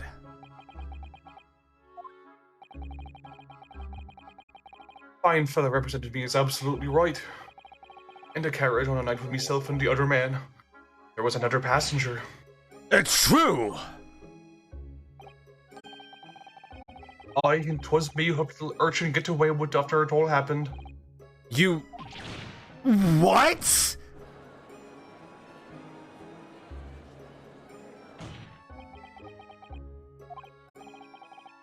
No, Magnus McGilded, that convenient excuse can't save you now. I'm truly sorry, so I am Lord Van Zeeks. I'm sure you'll be wanting to know why I said nothing when I was taken in by the police. I do be having a very good reason, I assure you. Which was... Well, the little child was just in the wrong place at the wrong time and not in any way involved, you see. What? If the police had known the wee one was there, oh, they'd have assumed she'd done it. They'd have hauled her into this courtroom just like myself. I was only trying to spare her, Dad. Young hearts and young minds are easily damaged, my lord. He is not enthused. And who is this young child of whom you speak? I think what makes Van Zeek so funny is that he's not, like, visibly over the top. He's so deadpan Yeah. that it just makes, like, all the crazy shit he does even funnier. Yeah, absolutely. That I don't know. You don't know? Well, the wee thing just happened to be in the carriage that night. I never saw her before or since. I have absolutely no reason to believe this man. The prosecution calls for the witness's statement to be disregarded by the court. You know, I wouldn't be surprised if the urchin isn't here in this courtroom as we speak, listening to the proceedings. What? What? What? What's happening? What is going on? Careful, Mr. Naruhodo. Cover your face. Bailiff, don't let the accused escape. Secure the omnibus. I hereby call an emergency recess. Bailiff, ensure the defendant is in custody and clear the courtroom. Oh, interesting. We were hurriedly removed from the smoke-filled courtroom by the bailiff, amid scenes of chaos as people stumbled over one another in their desperation to flee the chamber. We had no idea what was happening. All we knew was that, for the time being at least, the trial was suspended. I wonder who this child is. Who do you think it is? I think it's the goblin. Which goblin? The pink one. Okay, let's take a little break. I need to pee so bad. Go make piss. I'm gonna go make piss. Be right back. Yeah. We can imitate it for you.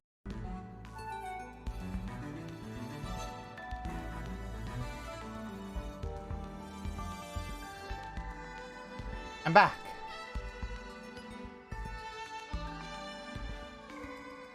Hooah. Hooah. Hooah. Hooah. Okay, I have no idea where this is going now. Very good, Chris. There was an attack in the courtroom. There was an attack. A terrorist happened. We are fucking under attack. What on earth just happened in there? Naruhodo, I managed to find out what happened. Oh, thanks. I was just wondering about that. I just got it. Mr. Sato. I was told it was an advanced form of a smoke grenade, a type of exploding device that releases smoke. Thanks, I got that. A smoke grenade? It sounds like the sort of thing ninjas use. Just making sure everything is safe now. I think the trial will start again before long. But who would have done something like that? Hello, Cardinal Sinful. He's managed to catch someone who was trying to flee the courtroom, apparently. Flee the courtroom? Why? Well, it's a young girl of around 15, I hear. A young girl? Then could it be the other passenger that Mr. McGilded was just talking about? My thoughts exactly. So he wasn't lying. Yeah, he wasn't lying. Oh, what's become of Mr. McGilded actually? There's so many things I need to ask him about, but he's not here. I think he was summoned to the prosecutor's antechamber to answer questions. Along with the young girl. Who is she, I wonder? And what was she even doing here at the trial? She was taking a huge risk, and for what possible benefit to herself? Another matter that's troubling me. What's that? The 20 pence. Hmm? Oh,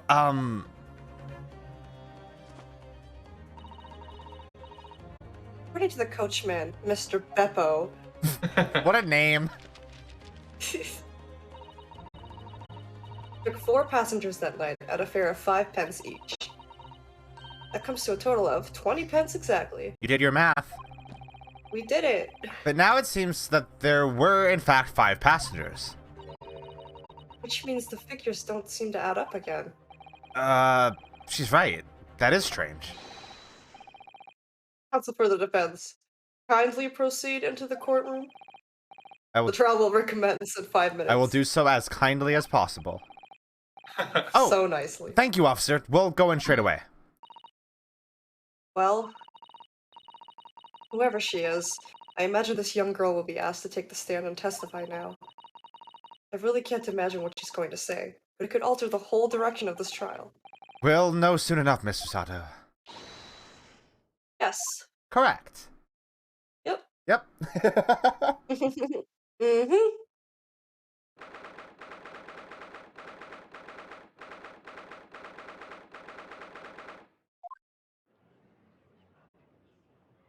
Oh, who dis? Hello. There's the young girl next to Mr. McGilded, look.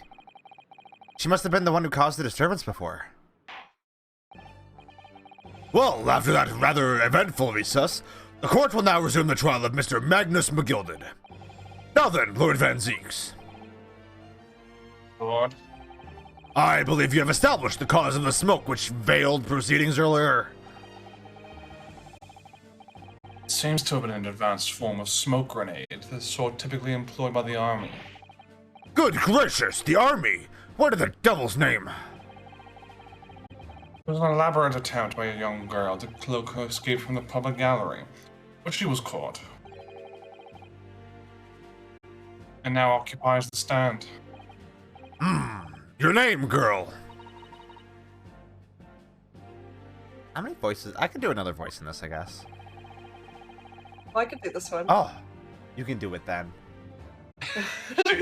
She says as if she hasn't been, like, literally hyping herself to voice this character for several months. Are you responsible for the smoke grenade which induced such pandemonium here in my courtroom? She's very humble. Oh. What is the meaning of this deplorable behavior? If I may, me lord. Yes, Mr. McGilded. I think perhaps I ought to explain here why is it that this wee lass is here in the first place, and why she tried to bolt like that. It's all tied up with the events of that night, so it is. Very well, Mr. McGilded. Give your testimony. You will explain to the court exactly how this young woman is involved in the case. Just what did happen that night? It's not like a defense lawyer needs that information or anything.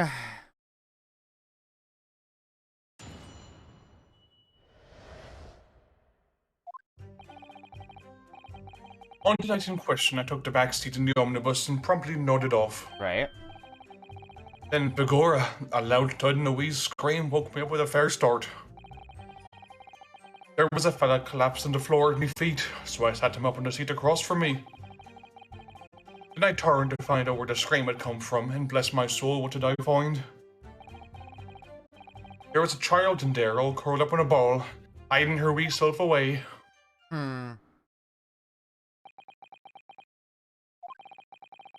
I remain somewhat baffled, I confess. But from what I gather on the night in question, this young girl was indeed riding in the omnibus. Is that correct? Exactly as the defense counsel said. This lass was the fifth passenger, me lord.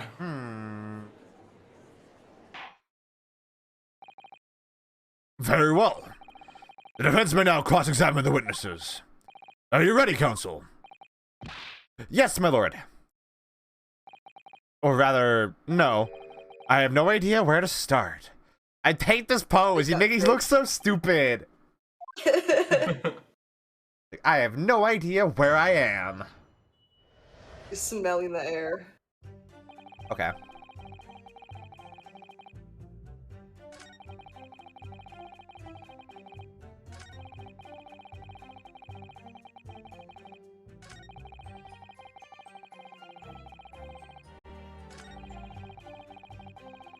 A child in there. Where? Where? You say she was hiding herself. Aye, that's right. It was hard to see in the dim lamplight, but she was all curled up in a wee bowl. Our eyes met well. My heart nearly stopped beating in my chest. Ugh, you're really overacting this. And then all drew out from under there. At her under seat opposite, so I could have a wee chin wag with her. The seat opposite? That's right. Just next to the dead gentleman there. Wow. Normal behavior. Normal. Normal to do. You sat this young girl next to a corpse, sir. Well, as I'm sure I mentioned, a gentleman in my position can all too often find himself in mortal danger. So I needed to find out just who this urchin was, you see.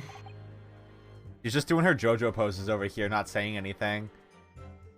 And while I was in the middle of talking with her, I heard another scream. His voice this time. Presumably that scream was Mr. First, who was sitting on the roof deck seats. Right you are again, I would say, sir. Looking down through the skylight, you must have seen this young girl and the gentleman with the knife in his belly. In other words, the previous witnesses did not, in fact, see you at all, Mr. McGilded.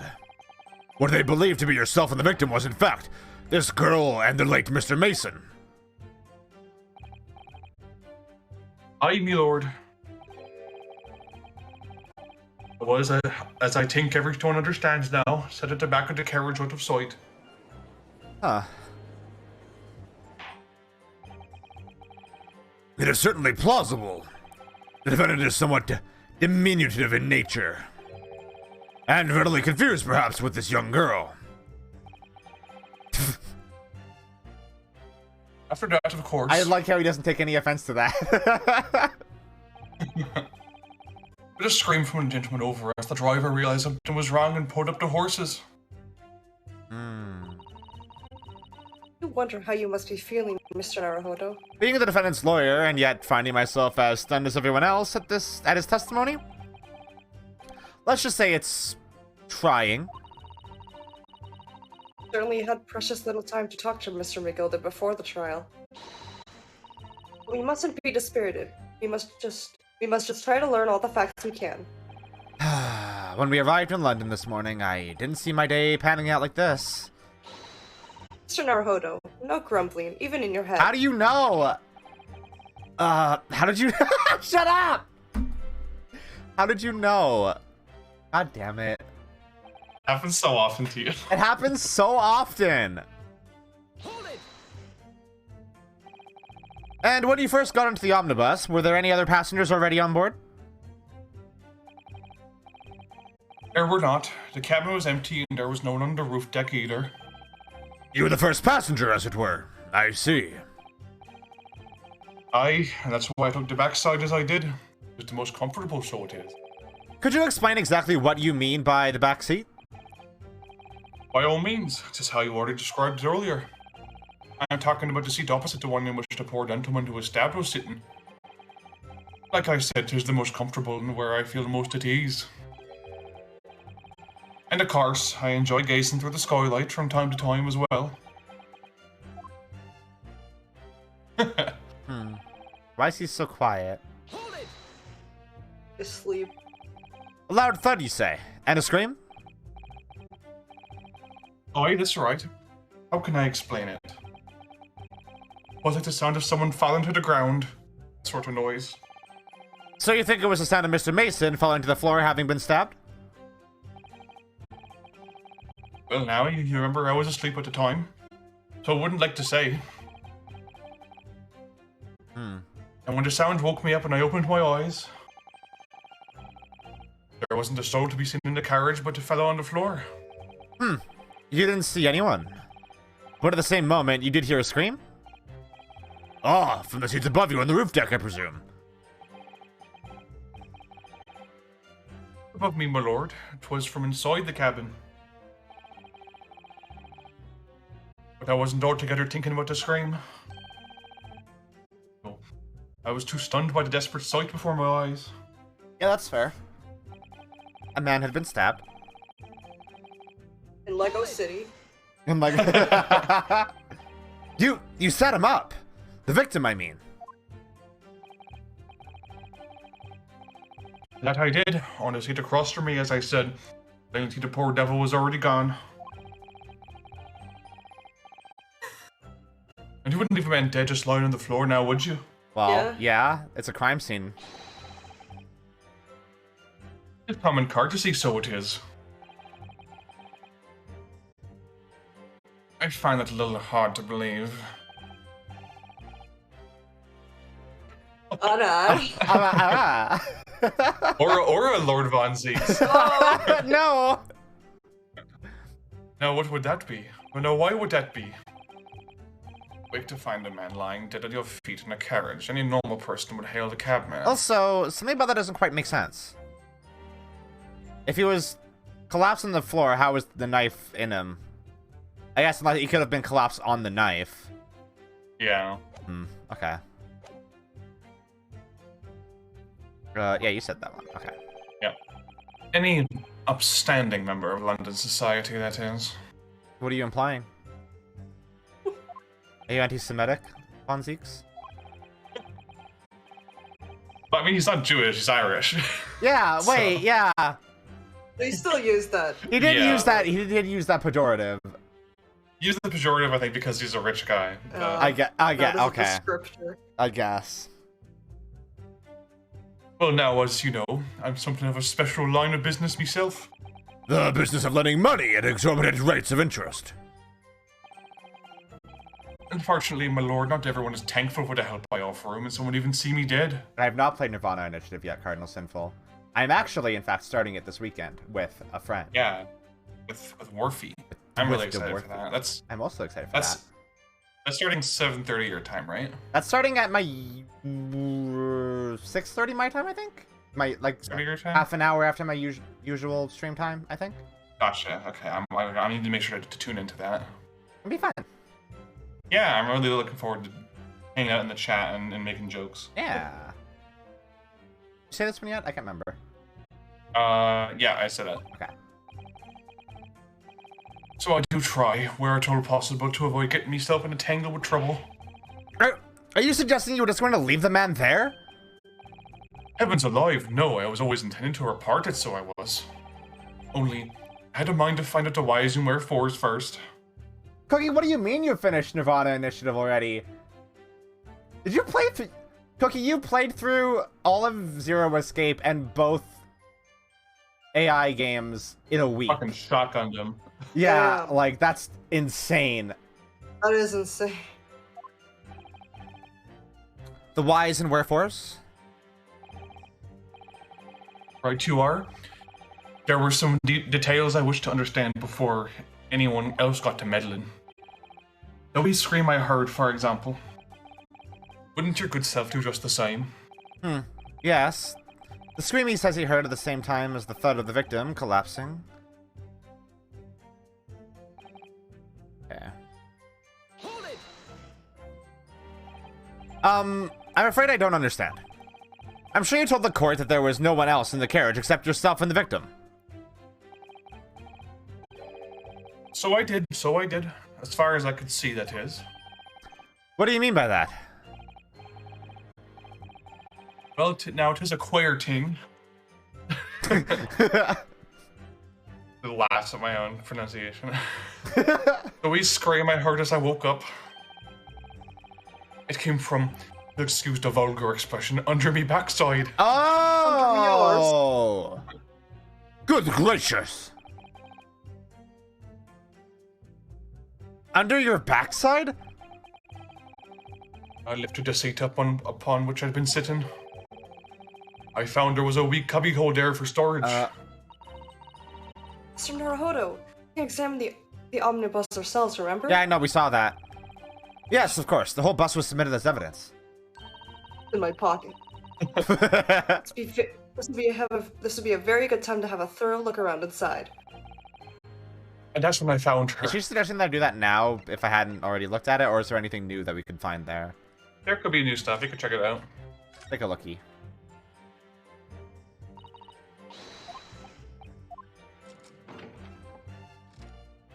I know what I'm looking for, so. Where's that missing button? Wait. Huh? Also look down. Huh? What?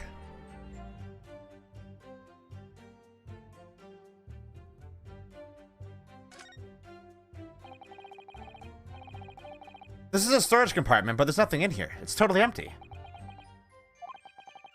Something doesn't seem right here, but I can't put my finger on what it is.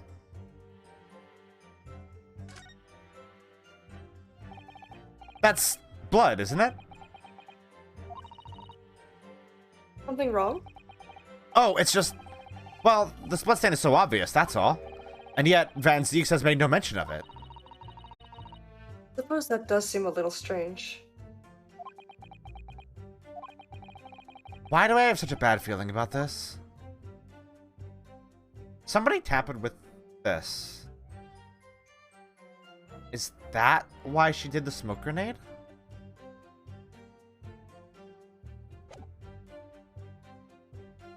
Anything else been fucked with? Are you allowed to look at the latch yet? Oh, yeah, good question.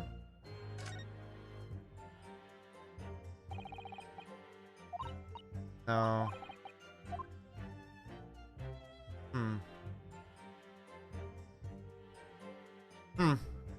Weird. Weird.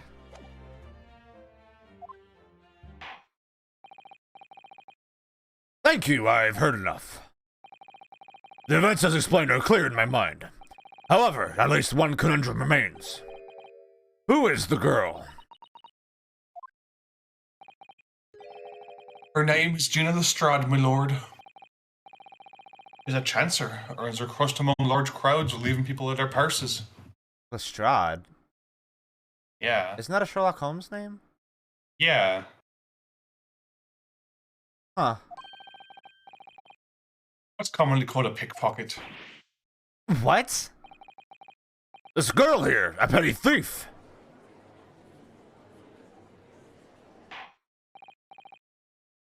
Order! Order! Is this true, Miss Lestrade? Miss Lestrade, you will answer the question. Ah! She has a gun! Ah! How dare you? What is the meaning of this? She just... Jeez. Ah! The girl! She's gone! Open your eyes. What? We switched to Southern for some reason. I'm over here. Good gracious! How? What was the point of that little sidestep?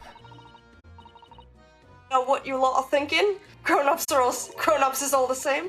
This dirty little dipper, you say, slipped up and got caught in the jaw. What?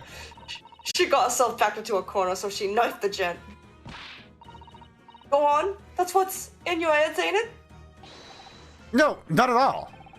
This is a court of law. We're here to determine the truth, not cast... I'm the Joker now. Gas be upon you.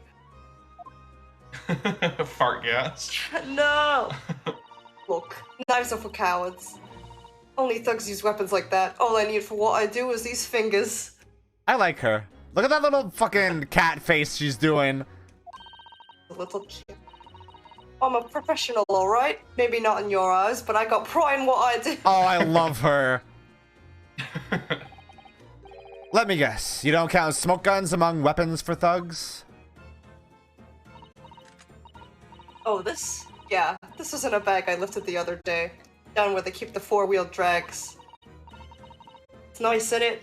I like the pink the best. Oh, do not wave that thing in my direction again! Shoot the vampire! Shoot him! So, you admitted that you were riding the omnibus the night in question.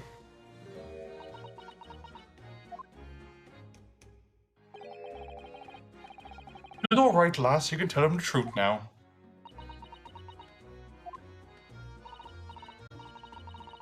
Alright, yeah. It's just like the Irishman said. This court accepts this girl, Miss Gina Lestrade, as a valid and significant witness in this case.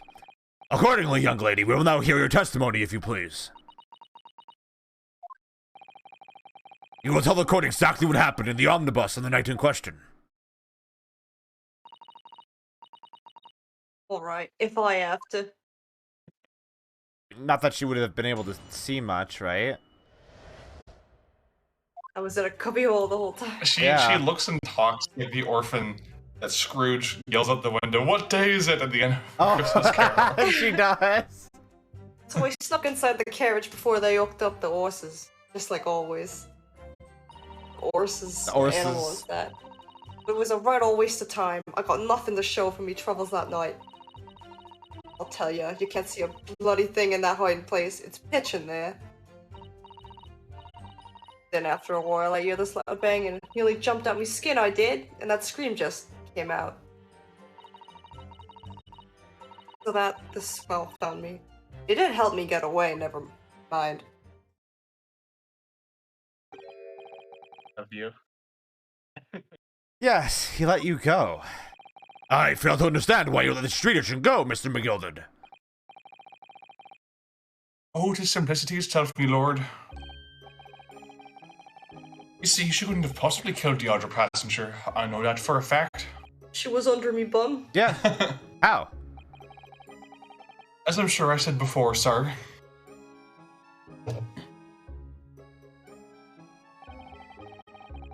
I was sitting right on top of the place where she was hiding herself. I think a demonstration is called for. Please sit your ass down. This is where I was sat that night. And the cubbyhole of which you have spoken is underneath the seat, I presume.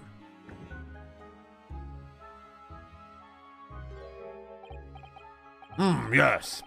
It does appear just large enough to accommodate someone of the girl's stature. Aye, but of course, the wee lass was stuck in there.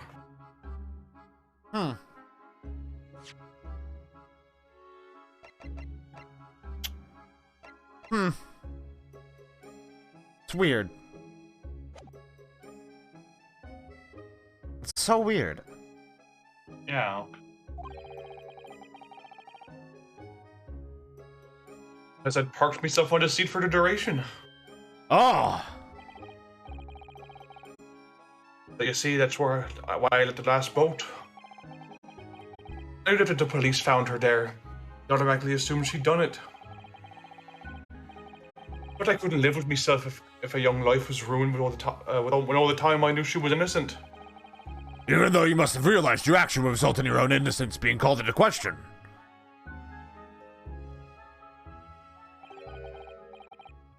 Not at all, my lord, not at all. I knew in my own heart that she was innocent. So I thought it was worth taking a punt on my own good name for the sake of this less fortunate lass. My goodness. What a perfect gentleman. My lord!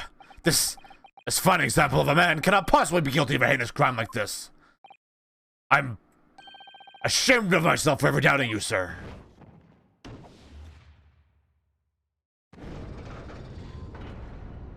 Oh. Calculated reasoning won't arrive clearly at the truth every time. Yeah, you were so calm and calculating when you thought he was guilty, huh? Saints alive! All 6 members of the jury are consensual in their leaning to a verdict of not guilty?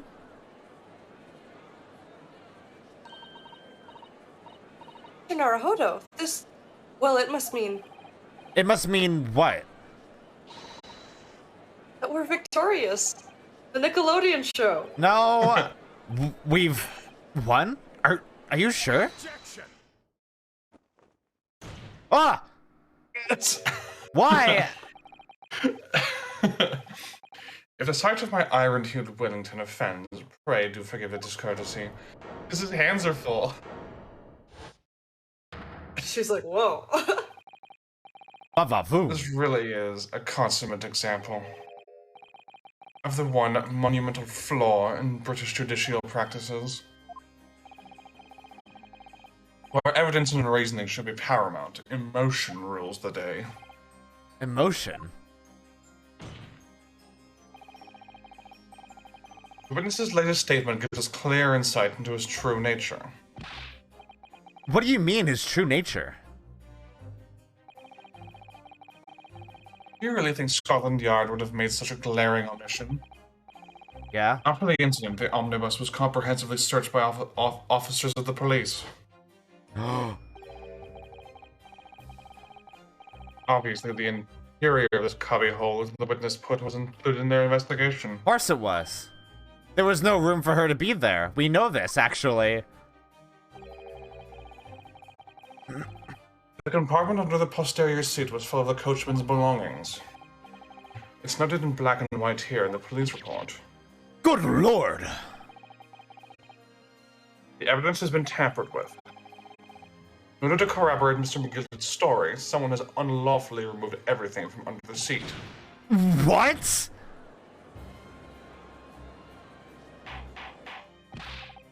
Order! Order! How could such a devious contrivance possibly have been affected, Counsel? Naturally, we must acknowledge the deficiencies of the constabulary in allowing this to have happened. However, I assure you, when the omnibus was wheeled to the courtroom this morning, the compartment under the seat was not empty. Well, my Nipponese friend. Me? When the carriage was submitted as evidence, doubtlessly you examined it in fine detail, as would any self-respecting practitioner of the law. Pray, what did you find the condition of the underseat compartment to be? Oh, to be sure, the young gentleman will be able to clear us up in a jiffy. Sorry? Go ahead, you tell the court now, fella. How does not an elaborate excuse by the desperate Lord Van Zeeks? Well, Counsel, do you have something to say on this matter? How am I supposed to answer? What can I say about the state of that little compartment under the seat in the omnibus? Gotta pursue the truth. I really don't know if giving this answer is helping my cause as counsel for the defense. But as far as I remember, at least, when I first examined the compartment, I'm fairly certain there were a number of articles inside it, yes. Are you sure, Counsel? Agra be waste. What are you saying now, you daft daw? I thought you were on my side here. Oh, you didn't expect that, did ya? Huh?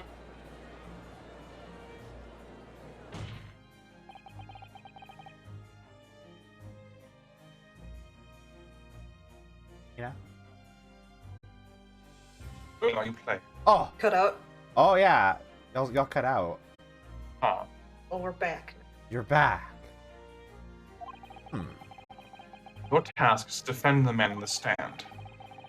Why would you say something to compromise his position? Because it's not the truth?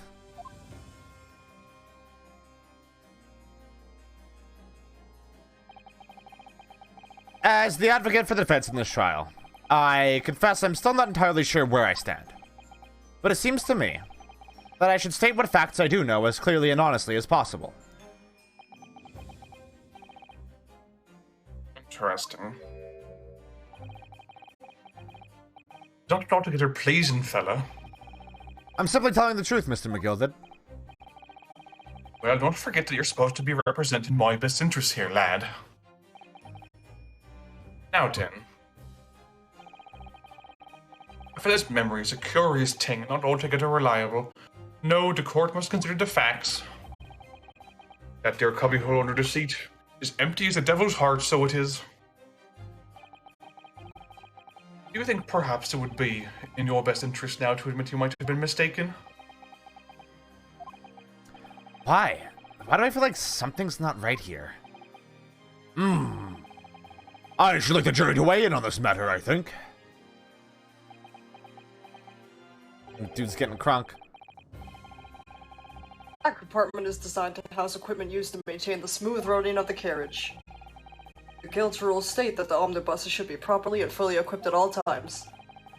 So it certainly wouldn't have been empty on the night in question. Beppo isn't that irresponsible. Beppo! Fucking Beppo. That money-lending fleecer and the pick purse are lying. Oh, fuck. God damn it. Can we not jump to conclusions? I blame Beppo. I also blame Beppo. I can't believe I was nearly taken in. The stinking rich are always stinkers. Nothing but cowards, a lot of them. What? Oh, no. A trick. Of course it's a trick. Did Strongheart say that I had to win? He did say that I had to win, didn't he? Yeah, you have to get a not guilty. Well, fuck.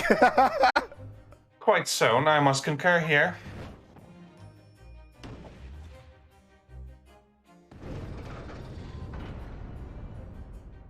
Scales are balanced. Calculated reasoning, one arrives clearly at the truth every time. Every time. Yes, but every time a different truth, it seems. Yeah. I like that. My lord, I humbly exhibit the scales of justice. Clearly a verdict of not guilty at this time would be wholly inappropriate.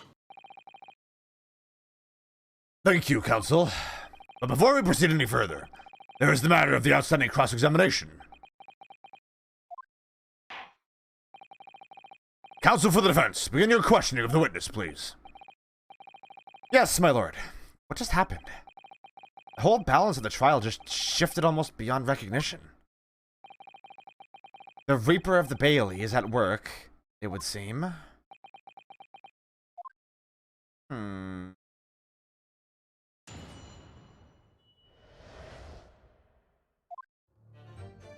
Okay.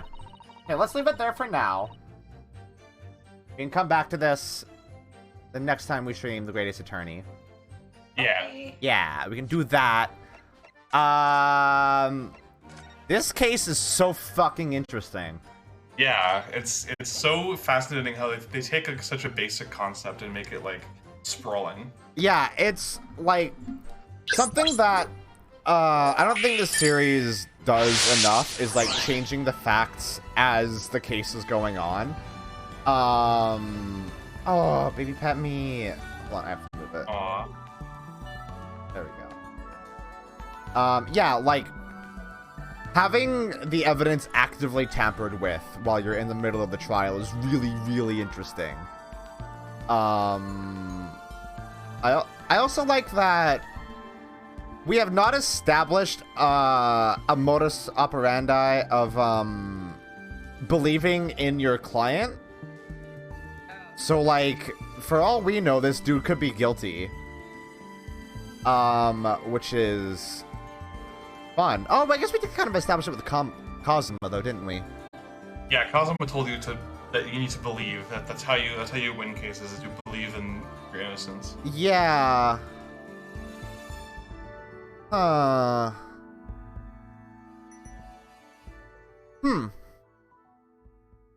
they could fuck with that. Like, they have in the original series. Like, we did defend a guy who was literally guilty of the crime, but I guess it was only the once, right? Yeah. Brain thinking. Brain thoughts. Alright. Hey, Mina Alcasti.